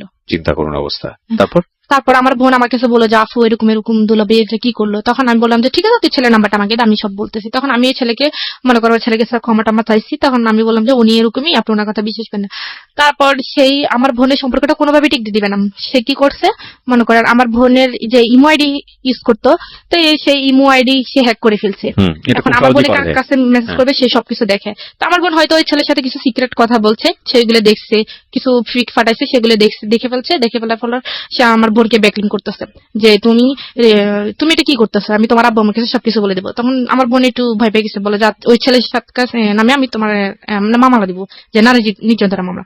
কারণ তোমাদের যে মেসেজ তুমি পাঠাইছো এগুলো দেখে আমি দেখাই মামলা দিব, তোমার আব্বুর কাছে বলতেছি, তোমার আম্মার কাছে বলতেছি। তো আমার বোন ভয় পেয়ে গেছে, আর আমার বলছে। বলার পর আমি সাথে সাথে আমার শ্বশুর বাড়ি থেকে আমার বাপের বাড়িতে চলে আসছি। আসার পর আসার পর আমি বলতেছি তুমি এসব কি করতেছো, তোমার বোন একটা অন্যায় কাজ করতেছে, এটা আমি বাধা দিতেছি, এটা তো আমি খারাপ কিছু করতেছি না। তখন কি করছে, সে আমার সবার সামনে মেসেজ গুলা দেখাচ্ছে, সেগুলো আসলে দেখার প্রয়োজন পড়ে না। তারপর দেখেছে, তখন ওর কারণে আমার বোনকে আমার মেজো জ্যাঠা খুব মারছে এই মেসেজ গুলো দেখে। মানে এখন ওরা তো জানি গেছে একটা ছেলের সাথে রিলেশন আছে, এখন এগুলো দেখে ছেলের সাথে রিলেশন কেন, এগুলো দেখে খুব মারছে। এটা তো আরো খুব সুন্দর করে ওয়াইজলি এটাকে সমাধান করা যেতে পারতো। নিজের ঘরের খবর চারদিকে জানায় দেওয়ার কোনো মানে তো নাই, মানে হতো না। তো তারপর কি করছে, তারপরে সে থামে নাই। সে বলতেছে তুমি যদি আমার কথা না শোনো, তাহলে আমি কিন্তু ওই ছেলের নামে মামলা করে দিব। এমনকি আমি সবকিছু কথা বলে এই অধিকারটা খাটাই কিভাবে আমি তো বুঝলাম না। মানে এটা আমি জানি, এটা আমার বোনের সাথে হয়েছে। এখন আমার বোন আসলে ওই ছেলেকে হয়তো প্রচন্ড ভালোবাসে, সেই জন্য আসলে ও ক্ষতি চায় না, সেজন্য বলছে ঠিক আছে আপনি কি বলেন। এখন আমার বোন ওকে অফার করছে যে ওর সাথে ফিজিক্যাল রিলেশন করবে। দাঁড়ান 1 মিনিট, কাকে অফার করছে? আমার বোনকে। কি অফার করছে? ও আমার হাজবেন্ড। Are you sure? অবশ্যই, আমি একটা ভিডিও ছিল, সেটা আমি নিজেও দেখছি। কিসের ভিডিও? এটা জাস্ট এমনিতেই মানে কিস টিস করছে আপনার বোনকে? হ্যাঁ। সে ভিডিওটা কে করছে? সেই করছে, করে আপনাকে দেখাইছে? আমাকে দেখাইছে। তখন আমাকে দেখা নাই, আমি ওই অবস্থায় আমি ওইখানে চলে গেছি। আচ্ছা, ঘটনাটা শুনি, কি হয়েছে? তখন সে আমার বোনকে বলছে, আমার বোন আসলে রাজি হয়নি। ব্ল্যাকমেইল করছে যে তুমি যদি এটা করো, ওনার কথা না শুনে, রবিলের কথা যদি না শুনে, তাহলে সেই ওই ছেলের নামে মামলা করে দিবে, নারী নির্যাতনের মামলা করে দিবে। এমনকি সে তার সবকিছু ওকে আছে, শুধু একটা ফোন যাবে, মামলা হয়ে যাবে। তাকে বাড়ি থেকে তার ফ্যামিলি সহ তাকে নিয়ে যাবে, এরকম একটা দেখাচ্ছে। দেখানোর পর সে আমার বোন তো মনে করেন এখন একটা দুটান অবস্থা হয়ে গেছে। তখন তো যা হওয়ার হয়েছে, তখন আমি হঠাৎ আমি মানে কোন একটা কাজে আপনার আমাদের বোনকে অফার করেছে, আপনার বোন সেটা রাজি হচ্ছে? প্রথমে রাজি হয় নাই। সে আমার বোনকে অনেক ভয়টাই দেখাইছে। তো আমার বোন এটার জন্য খুবই কাঁদছে। আর সে আমার বোন মনে করেন একটু ঘটনা যখন ওর আমি বয়স দেখে কত ফেলছি, ছিল? ওর বয়স তখন 16 বছর। C this is another case, যেটা ওর ক্ষেত্রেও হয়েছে। হ্যাঁ। যখন ওর বয়সটা ছিল 16 বছর, একইভাবে ব্ল্যাকমেইল করেছে। হ্যাঁ। এই তখন এই ছবলটা ঠিক ওর আপন বোনের ক্ষেত্রেও মেরেছে। হ্যাঁ, তো তারপর তখন আমার বোন মানে এটা হওয়ার পর ও নিজের হাত টাত সব কেটে মনে করেন করে ফেলছে, মানে সুইসাইড করতে গেছে আমার বোনে। মানে বোনের সঙ্গে আপনার হাজবেন্ড এটা হয়েছে? হ্যাঁ, না হয় নাই, শুধু এমনিতে মানে যেটা হয় আর কি, এমনি হয়েছে। আর এটা ও ভিডিও করছে। তো তখন আমি ওই অবস্থায় ওইখানে চলে ওদেরকে ওই অবস্থা দেখে ফেলছি। দেখে ফেলার পর ও আর তখন আমার বোনকে তো ছেড়ে দিছে। ছেড়ে দেওয়ার পর আমার বোন আমাকে জড়াই ধরে কাঁদতেছে, খুব কান্নাকাটি করে এসব কথা বলতেছে। তখন আমি যখন বলছি যে তুমি এসব কিছু করতেছো, আমি এক্ষুনি সবাইকে জানাই দিব, তখন ও আমাকে বলে যে তুই যদি বলছ আমি বলবো যে তুই তোর বোনকে আমার কাছে দিয়ে গেছিস। ও আমাকে বলতেছে। তখন আমি তো আবার কি বলবো, এখানে আমার তো আর কিছু বলার নেই। আমি বলছি তুমি আমাকে এবার ব্ল্যাকমেল করতে পারো না। বলা যে অবশ্যই করবো, তুই যদি এটা কারোর কাছে প্রকাশ করতে চাস, আর তোর বোনের ভিডিও আছে সেটা আমি কি জানি নেটে ছেড়ে দিব, আর তুই যদি কোনো কিছু করতে চাস, কারো কাছে বলতে চাস, তো আমি তোকে উল্টা ফাঁসিয়ে দিব। আপনাদের বাড়িতে হচ্ছে এসব? আমাদের বাড়িতে হয়েছে। তখন আমি কি বলবো, তখন আমার বোনে আমার আপনার বাবা কোথায় ছিল সেই সময়? আমার মা মানে নানুদের বাড়িতে ছিল। আপনার বাবা মা? আমার আব্বা বাড়িতেও ছিল, দেশের বাড়ি ছিল, আর আম্মা নানুদের বাড়িতে ছিল। তখন আমিও আপনার বড় ভাইরা কোথায় ছিল? বড় ভাই বাইরে থাকে। দেশের বাইরে থাকে? মানে আপনাদের বাড়িতে আপনারা দুই বোন ছাড়া কেউ নাই? না, আমার ছোট একটা ভাই আছে, ও হাফিজিতে পড়ে। তার মানে আপনাদের বাড়িতে শুধুমাত্র আপনারা দুইজন? হ্যাঁ, আর আর আপনার দাদু মেয়েটা? আছে। দাদু ধরেন আমাদের তো নতুন বাড়ি পুরান বাড়ি যেটা বলে, দাদুরা পুরাতন বাড়িতে থাকে আর আমরা নতুন বাড়িতে। তো দাদু কাজ টাজ করে চলে যায়, তো সবসময় থাকে না। ওকে, তারপর? তো তারপর এখন এসে আমাকে এরকম ব্ল্যাকমেল করছে, আমি আর কিছু বলতে পারি। তখন আমি আমার বোনে গেছে, আমার বোনের পা ধরছি। আমি বলছি তুই ওর হয় আমার মানে আমার কি জানি ওর হয় আমি তোর কাছে মাপ চাইতেছি, তুই ওরা মাপ করে দিস। বলে যে পরে ও কি করছে মনে করেন, ওই দিন আপনার হাত পাত কেটে লিছে, আপনার হাত পাত কেটে লিছে, কাইটে মনে করেন ও সুসাইড করবে এরকম বলে যে আমার জন্য এত সমস্যা। ওই ছেলে আবার জানে না। তারপর ও কি করছে, ও যেহেতু ওই মানে রবিউল দেখতেছে যে ওই ছেলের সাথে কথা বলা বন্ধ করে নাই, ওই ছেলে মানে রবিউল কি করছে, ওই ছেলের বাড়িতে গেছে, আমার আরেকটা দূর সম্পর্কে চাচাতো বোন নিয়ে গেছে, নিয়ে ওর আব্বা আম্মার কাছে আমার বোনের নামে বিচার দিয়ে আসছে যে আপনার ছেলে তো অমুক মেয়ের সাথে কথা বলে, ওনার একটা বাচ্চা আছে, ওনার স্বামী আছে, আপনার কেমন ছেলে একটা ম্যারিড মেয়ের সাথে কথা বলে। এখন ওই ছেলের বাপ মা তো মানে যেটা বুঝতে পারছি, আপনার বোনকে সে অনৈতিকভাবে পাওয়ার জন্য মোটামুটি ক্রেজি হয়ে গেছে। হ্যাঁ, তারপর কি হয়েছে, এখন মনে করেন সব মিলিয়ে তো খুবই সমস্যা হয়েছে। তখন আমি আমার ফ্যামিলিকে একটু ইঙ্গিত করছি, পুরোপুরি করিনি। তো আমার আব্বু বলতেছে তোমার এখানে থাকার দরকার নাই, ডিভোর্স হয়ে যাক, এখানে থাকার দরকার নেই। এরপরে মনে করেন ওই ছেলের সাথে অনেক সমস্যা করছে। তারপরে বলছে যে ডিভোর্স হয়ে যাক। আমি বলছি যে আমার আব্বা আমার মেয়েটা কি হবে, আমি হয়তো একটা ভালো ছেলে পাবো, ও একটা ভালো মেয়ে পাবে, আমার মেয়েটার কি হবে? আমার মেয়ে তো মা হারালে বাপ হারালো, ওদের সমস্যা না, আমি মেয়ের ব্যবস্থা করতেছি। তো আমার বাবা কি করছে, ওরে ডিরেক্টলি বলছে যে আমার মেয়ে আসা সাইডা দাও, আমার মেয়েকে তুমি পাইবা না, তুমি একটা ডিভোর্স লেটার পাঠাতে। এখন ও যদি ডিভোর্স পাঠাতে যায়, তাহলে সম্পূর্ণভাবে কিন্তু আমি সবকিছু পাও না, কারণ আমার যে কাবিননামা বা আমাদের যে সবকিছু নিয়ে গেছে এগুলো তো মানে আমি আইনগত ভাবে আমি পাই। তো সেজন্য ও আমাকে ডিভোর্স দিচ্ছে না। না না না, এটা তো আপনি, আচ্ছা, এটা একটা ভুল ধারণা। আমি আজকের অনুষ্ঠানের মধ্যে বলে দিই, দেনমোহরের বিষয়টি যে কেউ যে কোনো পক্ষ থেকে ডিভোর্স দিলে পাবে। যদি মেয়েটাও ডিভোর্স দেয় তাহলেও পাবে, ছেলেটা ডিভোর্স দিলে তাও পাবে। কিন্তু আমরা একটা ভুল প্রেডিকশনের মধ্যে থাকি, যে আমরা মনে করি যে মেয়েটা ডিভোর্স দিলে ছেলেটা এটা দিতে হয় না। এটা একটা সম্পূর্ণই ভুল ধারণা। এটা মেয়ের ন্যায্য অধিকার, এবং এটা যেই ডিভোর্স দেখ না কেন এটা মেয়ে পাবে। হ্যাঁ, এটা আজকের অনুষ্ঠানের পরে যদি কারো এই ধরনের একটা ভুল ধারণা থেকে থাকে, তাহলে এই ধারণা থেকে বের হয়ে আসুন। আইনত এটা হচ্ছে, যদি ডিভোর্সটা মেয়ের পক্ষ থেকে হয়, মেয়ের দেনমোহর অবশ্যই পরিশোধ হতে হবে। সেটা ডিভোর্স মেয়ে দিলেও পাবে, এবং ছেলে দিলে তো কথাই নেই। হ্যাঁ, বলেন। তারপর মনে করেন এরকম কিছু হয়েছে, এখন তারা আমাকে ডিভোর্স দিবে না। মানে এরকম আমাকে মনে করেন নানান ভাবে টর্চার করতেছে, আমার গায়ে হাত তুলতেছে, খুব হাত তুলতেছে। একবার ওদের বাড়িতে মানে তারপরে আমি যখন ওদের বাড়িতে গেছি, তখন ও মানে পকেটে 200 টাকা রাখছে, এটা আমি জানি না। এখন ওর ভাইরা আছে, ওর একটা ভাই আছে, ও আবার একটু হাত লারে, মানে ছোট্ট টাইপের আর কি, মনে করেন 100-200 টাকা পাইলে এগুলো নিয়ে যায়। তো আমাদের রুমে, আমরা যে রুমে থাকি, রুমে পকেটের ভিতরে 200 টাকা রাখছে। রাখার পর এখন ধানের দিন আসছে, আমরা ধানটা নিয়ে সবাই বাইরে কাজে ব্যস্ত। ও দুপুরবেলা আমার হঠাৎ খাইতে গেছে, আমাকে বলতেছে চোরের ঘরে চোর, তুই আমার টাকা দে, মানে ডিরেক্টলি সবার সামনে। আমি তো মানে অবাক হয়েছি, কি আমি টাকা কিসের চোর, কিসের টাকা? পরে আমি পকেটে 200 টাকা রাখছি, তুই আমার টাকা নিচ্ছিস না, তুই আমার টাকা দে। আমি বলছি খোদার কসম আমি টাকা নেই, আমি করার হিসেবে হাত দিয়ে রাখতে পারবো, আমি টাকা নিইনি। তো সে আমাকে খুব গালিগালাজ করছে। গালিগালাজ করার পর আমি মানে এভাবে বলছি যে আমি বলছি আল্লাহ যে টাকাগুলো নিছে সে আল্লাহ তার বিচার করে। আজ যে মানে যে তাকে মানে অবিচার অন্যায় ভাবে তাকে গালিগালাজ করছে, তাকে যেন আল্লাহ বিচার করে, আমি এভাবে বলছি। বলার পর আমি দরজাটা লাগিয়ে ফেলছি। সেই গোসল করতে গেছে, গোসল করে আইসা মনে 5 মিনিটও দাঁড়ায়নি। আমি বলছি যে তুমি একটু দাঁড়াও, আমি জামা কাপড় চেঞ্জ করতেছি, তুমি একটু দাঁড়াও, আমি জামা কাপড় চেঞ্জ করি। কারণ আমার পাশের রুমে আমার শ্বশুর, বাইরে দরজার সামনে আমার দেবর আছে, তাহলে আমি তাদের সামনে কিভাবে এই অবস্থায় দরজা খুলি? দরজাটা খোলার দেরি হয়েছে কেন, সেই দরজা মরজা ভাঙ্গে আমার শ্বশুর আমাকে খুব গালিগালাজ করছে। তখন তার হাতে একটা বাঁশের একটা কাঁচা ছিল, তো সেটা আইনা আমি ভাবছি, আমি জানতাম যে দরজাটা খুলিস আমাকে মারবে, তো এভাবে যে মারবে আমি জানি না। তো আমি মানে তার ভয়ে আমি দরজার পাশে লুকিয়েছিলাম। সে ওইখান থেকে আমাকে আইনা এই কাঁচা দিয়ে মানে প্রায় 10-16টা 17টা বাড়ি দিয়ে দিচ্ছে। তখন সে তার মানে আমার শ্বশুরে মানে আয়সা একটু না ধরে তাকে বলতেছে, মানে এভাবে বলছে যে মার, ভালো মতো মার, এরকম কইটা বলছে। Nothing to say, this is a violence man, this is definitely violence, পুরা পারিবারিক ভায়োলেন্স। ওহ গড, কি স্ল্যাং! আমরা স্ল্যাংটা মিউট করতে বাধ্য হলাম, কারণ এটার গণমাধ্যমে স্ল্যাংটা যাওয়া উচিত হবে না। বাট যেটা হয়েছে, যেটা দ্বিপাক্ষিক ভাবে, যে আমি জানি না কতটুকু সত্য মেয়েটা বলছে, যদি হয়ে থাকে এটা ভায়োলেন্স, এবং এটা পুরো পরিবারে ফেসে যেতে পারে এই ধরনের ঘটনা ঘটলে। খালি ওই মেয়েটা যদি, যার উপরে গায়ে হাত তুলেছে, ওই মেয়েটা যদি জাস্ট একটা সরকারি হাসপাতালে গিয়ে ওয়ান স্টপ সার্ভিস, যেটাকে বলে ওয়ান স্টপ সার্ভিস, থেকে জাস্ট একটা পেপার নিয়ে আসবে যে আমার গায়ে হাত তুলেছে, এটা হচ্ছে ডাক্তার লিখে দেবে যে হ্যাঁ এই হাত তোলার জখম থেকে হয়েছে, এটা নিয়ে থানায় যাবে, সঙ্গে সঙ্গে সে অ্যারেস্ট হয়ে যাবে, সঙ্গে সঙ্গে। বাংলাদেশের নারী নির্যাতন আইন এতটা কঠিন, এতটা প্রখর। কি করলেন আপনি তারপর? তারপর আমার যে জায়গায় বাড়িছে সে জায়গায় রক্ত কালো হয়ে জমাট বেঁধে গেছে। হ্যাঁ। তো তারপর আমার আম্মুরে খবর দিচ্ছে, আমার আম্মা আসছে, আইসা আমার আম্মার না মানে উল্টা আমার নামে সত্য মিথ্যা যা আছে আমার আম্মার কাছে বললে আমার মানে আম্মার আর আমার মাঝে একটা ভুল বুঝাবুঝি রাখছে। তখন আম্মা আমার কথা বিশ্বাস না করে ওদের কথা বেশি, তখন আমি এগুলো দেখাইছি, দেখানোর পর বলতেছে তোর দোষে তুই মার খেয়েছিস এগুলো বলছে। তখন সে আমাকে কোনো ওষুধপত্র কোনো কিছু কিনে দেয় না। তখন আমি অনেকদিন ব্যথায় ভুগছি, ভোগের পরে আমি আমার আব্বুর কাছে বলছি, আব্বুর কাছে আমি ছবি তুলে পাঠাই দিছি, দেখেন আমাকে কি করছে, মানে এই গায়ের যে আঘাতের ছবিগুলো, মানে যে জমা ওটার ছবি তুলে পাঠাই দিছি। তার আব্বু বলতেছে ঠিক আছে তুই এক্ষুনি চলে যা। আমি বলছি ওরা তো আমার যাইতে দিব না। তখন সে বলছে যে কি আমার শ্বশুর কাছে ফোন দিয়েছে, আমার আব্বু বলতেছে যে আমাদের বাড়িতে একটা কাজ আছে, মেয়ের একটু পাঠান, 2 দিন থেকে চলে আসবে। তখন আমি আমার মেয়ের নিয়ে চলে গেছি। চলে যাওয়ার পর আমার আব্বু বলছে যে ওরে ফোন দিয়েছে, তো তুমি আমার মেয়ের সাথে আর কোনো সম্পর্ক রাখবে না, আমাকে আমি 1 মাসের মধ্যে আমি ডিভোর্স লেটার পাঠাইতেছি।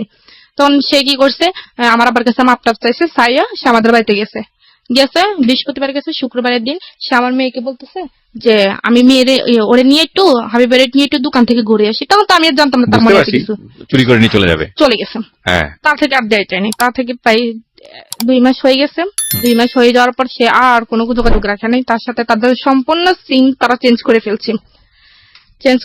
কতদিন আগের ঘটনা এটা? আরো ধরেন 4 মাস আগের ঘটনা। আচ্ছা, তারপর সম্পূর্ণ সিম চেঞ্জ করে ফেলছে। তখন আমি খুব কানাকাটি করছি, তখন আমি নিজে তো যাইতে পারবো না। তখন আমি আমার এক কাকারে পাঠাইছি, আমার কাকা ওইখানে গেছে, ওইখানে ওনাকে সবাই ধরছে, মারধর করবো, ওনারা এটা করবো। তখন আমার কাকা ভয়ে চলে আসছে যে ওইখানে ওনারা ভালো ব্যবহার করতেছে না আমার সাথে, আমি যেতে পারবো না। তখন আমার বাবা বলছে যে ঠিক আছে এই বিয়ে এখানে তোর ভাগ্যে নাই, তোর মেয়ে যদি তোকে যদি তোর মেয়ে মা বলে মনে করে, তাহলে তোর মেয়ে তোর কাছে একদিন ফিরে আসবে, এটা মনে রেখে। তারপর আমার আব্বারা ওইখান থেকে কোর্টে ইয়ে করে ডিভোর্স লেটার পাঠিয়ে দিচ্ছে। তো ও নাকি রিসিভ করে না, ওইটা আবার কাজে অফিসে চলে গেছে। কতদিন আগে পাঠিয়েছে? 3 মাস আগে পাঠিয়েছে। 3 মাস আগে পাঠিয়েছে। ডিভোর্স লেটার এক পক্ষ থেকে পাঠানোর পরে 3 মাস 13 দিন অতিবাহিত হলে সেটা অ্যাক্টিভ হয়ে যায়। সো আপনার যদি 3 মাস 13 দিন অতিবাহিত হয়ে থাকে তাহলে অলরেডি ডিভোর্স হয়ে গেছে, যদি প্রসিডিং এ কোনো ঝামেলা না থাকে। আমি তার আগে আপনাকে একটা কথা বলতে চাই। একটা কথা হচ্ছে, মেয়েটাকে যে নিয়ে গেছে শুধুমাত্র জিঘাংসা থেকে, মেয়েটাকে তো লাভ করে না সে, তার ফ্যামিলির কেউই লাভ করে না, শুধুমাত্র রাগারাগির পর্যায়ে থেকে সেই জিনিসটা করেছে। আমাকে কষ্ট দেওয়ার জন্য। আপনি স্টেপ নেননি কেন? লিগ্যাল কোনো স্টেপ নেননি কেন? আপনি ওকে ইজিলি ডিভোর্সটা কেন দিলেন? আমি ডিভোর্স দিচ্ছি কারণ আমার বাবা তো সবকিছু জানে না। আপনি ডিভোর্স তো অবশ্যই দিবেন, কিন্তু আপনি কেন মামলা করেননি? মামলা করে আমার বাবা মামলা করতে চায় না, কারণ মামলা করলে মনে করেন এখানে মানুষ হাসাহাসি হবে, সেজন্য বা মান সম্মানের দিকে তাকিয়ে আমার বাবা মামলা করে। এটাই সবচেয়ে বড় ভুল, এটাই সবচেয়ে বড় ভুল। আর কত হাসাহাসি অফ হবে বলেন? হাসাহাসি কি কম হয়েছে? ওর তো শাস্তি হওয়া উচিত ছিল। এত বড় শাস্তির পর আপনারা ছাড় দিয়ে দিলেন, এটা আপনাদের অনেক বড় একটা অপরাধ। আপনারা যা বলেছেন এখানে সেটা যদি সত্যি হয়ে থাকে একপাক্ষিক, আমি আবার বারবার বলছি, কারণ আমি হয়তো আপনার হাজবেন্ড এখানে সামনাসামনি থাকলে সে হয়তো তার বলার যুক্তি ছিল। যদি আপনি যা বলেছেন সবকিছু সত্যি হয়ে থাকে তাহলে আপনাদের অবশ্যই মামলা করা উচিত ছিল। আপনার সন্তানকে ফিরে পাওয়ার জন্য, আপনার সন্তানের বয়স কত? আমার 2.5 বছর। 2.5 বছর। আপনার সন্তানকে পাওয়ার আপনার লিগ্যাল রাইট আছে। আপনার সন্তানকে পাওয়ার জন্য আপনার মামলা করা উচিত। আপনি কেন? আমি আজকে সবাইকে রেডিওর মাধ্যমে বলছি, সবার প্রতি রেসপেক্ট রেখে বলছি, যদি এইরকম নির্যাতনের শিকার কেউ হন, যদি, তাহলে আপনারা যেটা করবেন সেটা হচ্ছে কন্টিনিউয়াসলি, যদি এরকম নির্যাতন হয়ে যায়, যদি মনে করেন যে না সংসারটা আসলেই হবে না, সম্ভব না, তাহলে নইলে এই ধরনের স্টেপে যাওয়া উচিত হবে না। কারণ এটা অনেক সময় হিতে বিপরীত হতে পারে। যে আপনি যদি মনে করেন যে সংসারটা আসলে হবে না এবং আপনি বঞ্চিত হচ্ছেন, বঞ্চিত হচ্ছেন। একটা ডিসিশন যদি আপনি নিয়েই ফেলেন, সরকার কিন্তু প্রুফ ছাড়া, আইন কিন্তু প্রুফ ছাড়া এক কলমও নড়ে না। এইরকম নির্যাতন হলে অবশ্যই আপনার ডাক্তারের কাছে গিয়ে একটা প্রুফ নিয়ে আসা উচিত যে আপনার উপর নির্যাতন হয়েছিল। জীবনের কোনো একটা পর্যায়ে গিয়ে, যে কোনো একটা সময় গিয়ে আপনি অ্যাকশনে যেতে পারবেন। সুতরাং আপনি অনেক বড় ধরনের ভুল করেছেন আমি বলবো। আপনি আজকে মন খুলে কথা বলার জন্য এখানে এসেছেন, কারণ আপনি হয়তো কাউকে সলিউশন দিতে আসেননি, বা আপনার জীবন গল্প শুনে কে কোন লেসন পেল সেটার জন্য আপনি এখানে আসেননি। আপনার মেয়েটা কি অবস্থায় আছে সেটাও আপনি জানেন না। তারপরেও আমি আপনাকে একটা প্রশ্ন করব, সেটা হচ্ছে, কি মনে হয় আরো আগে যদি চলে আসতেন তাহলে জীবনটা আরো সুন্দর হতো না?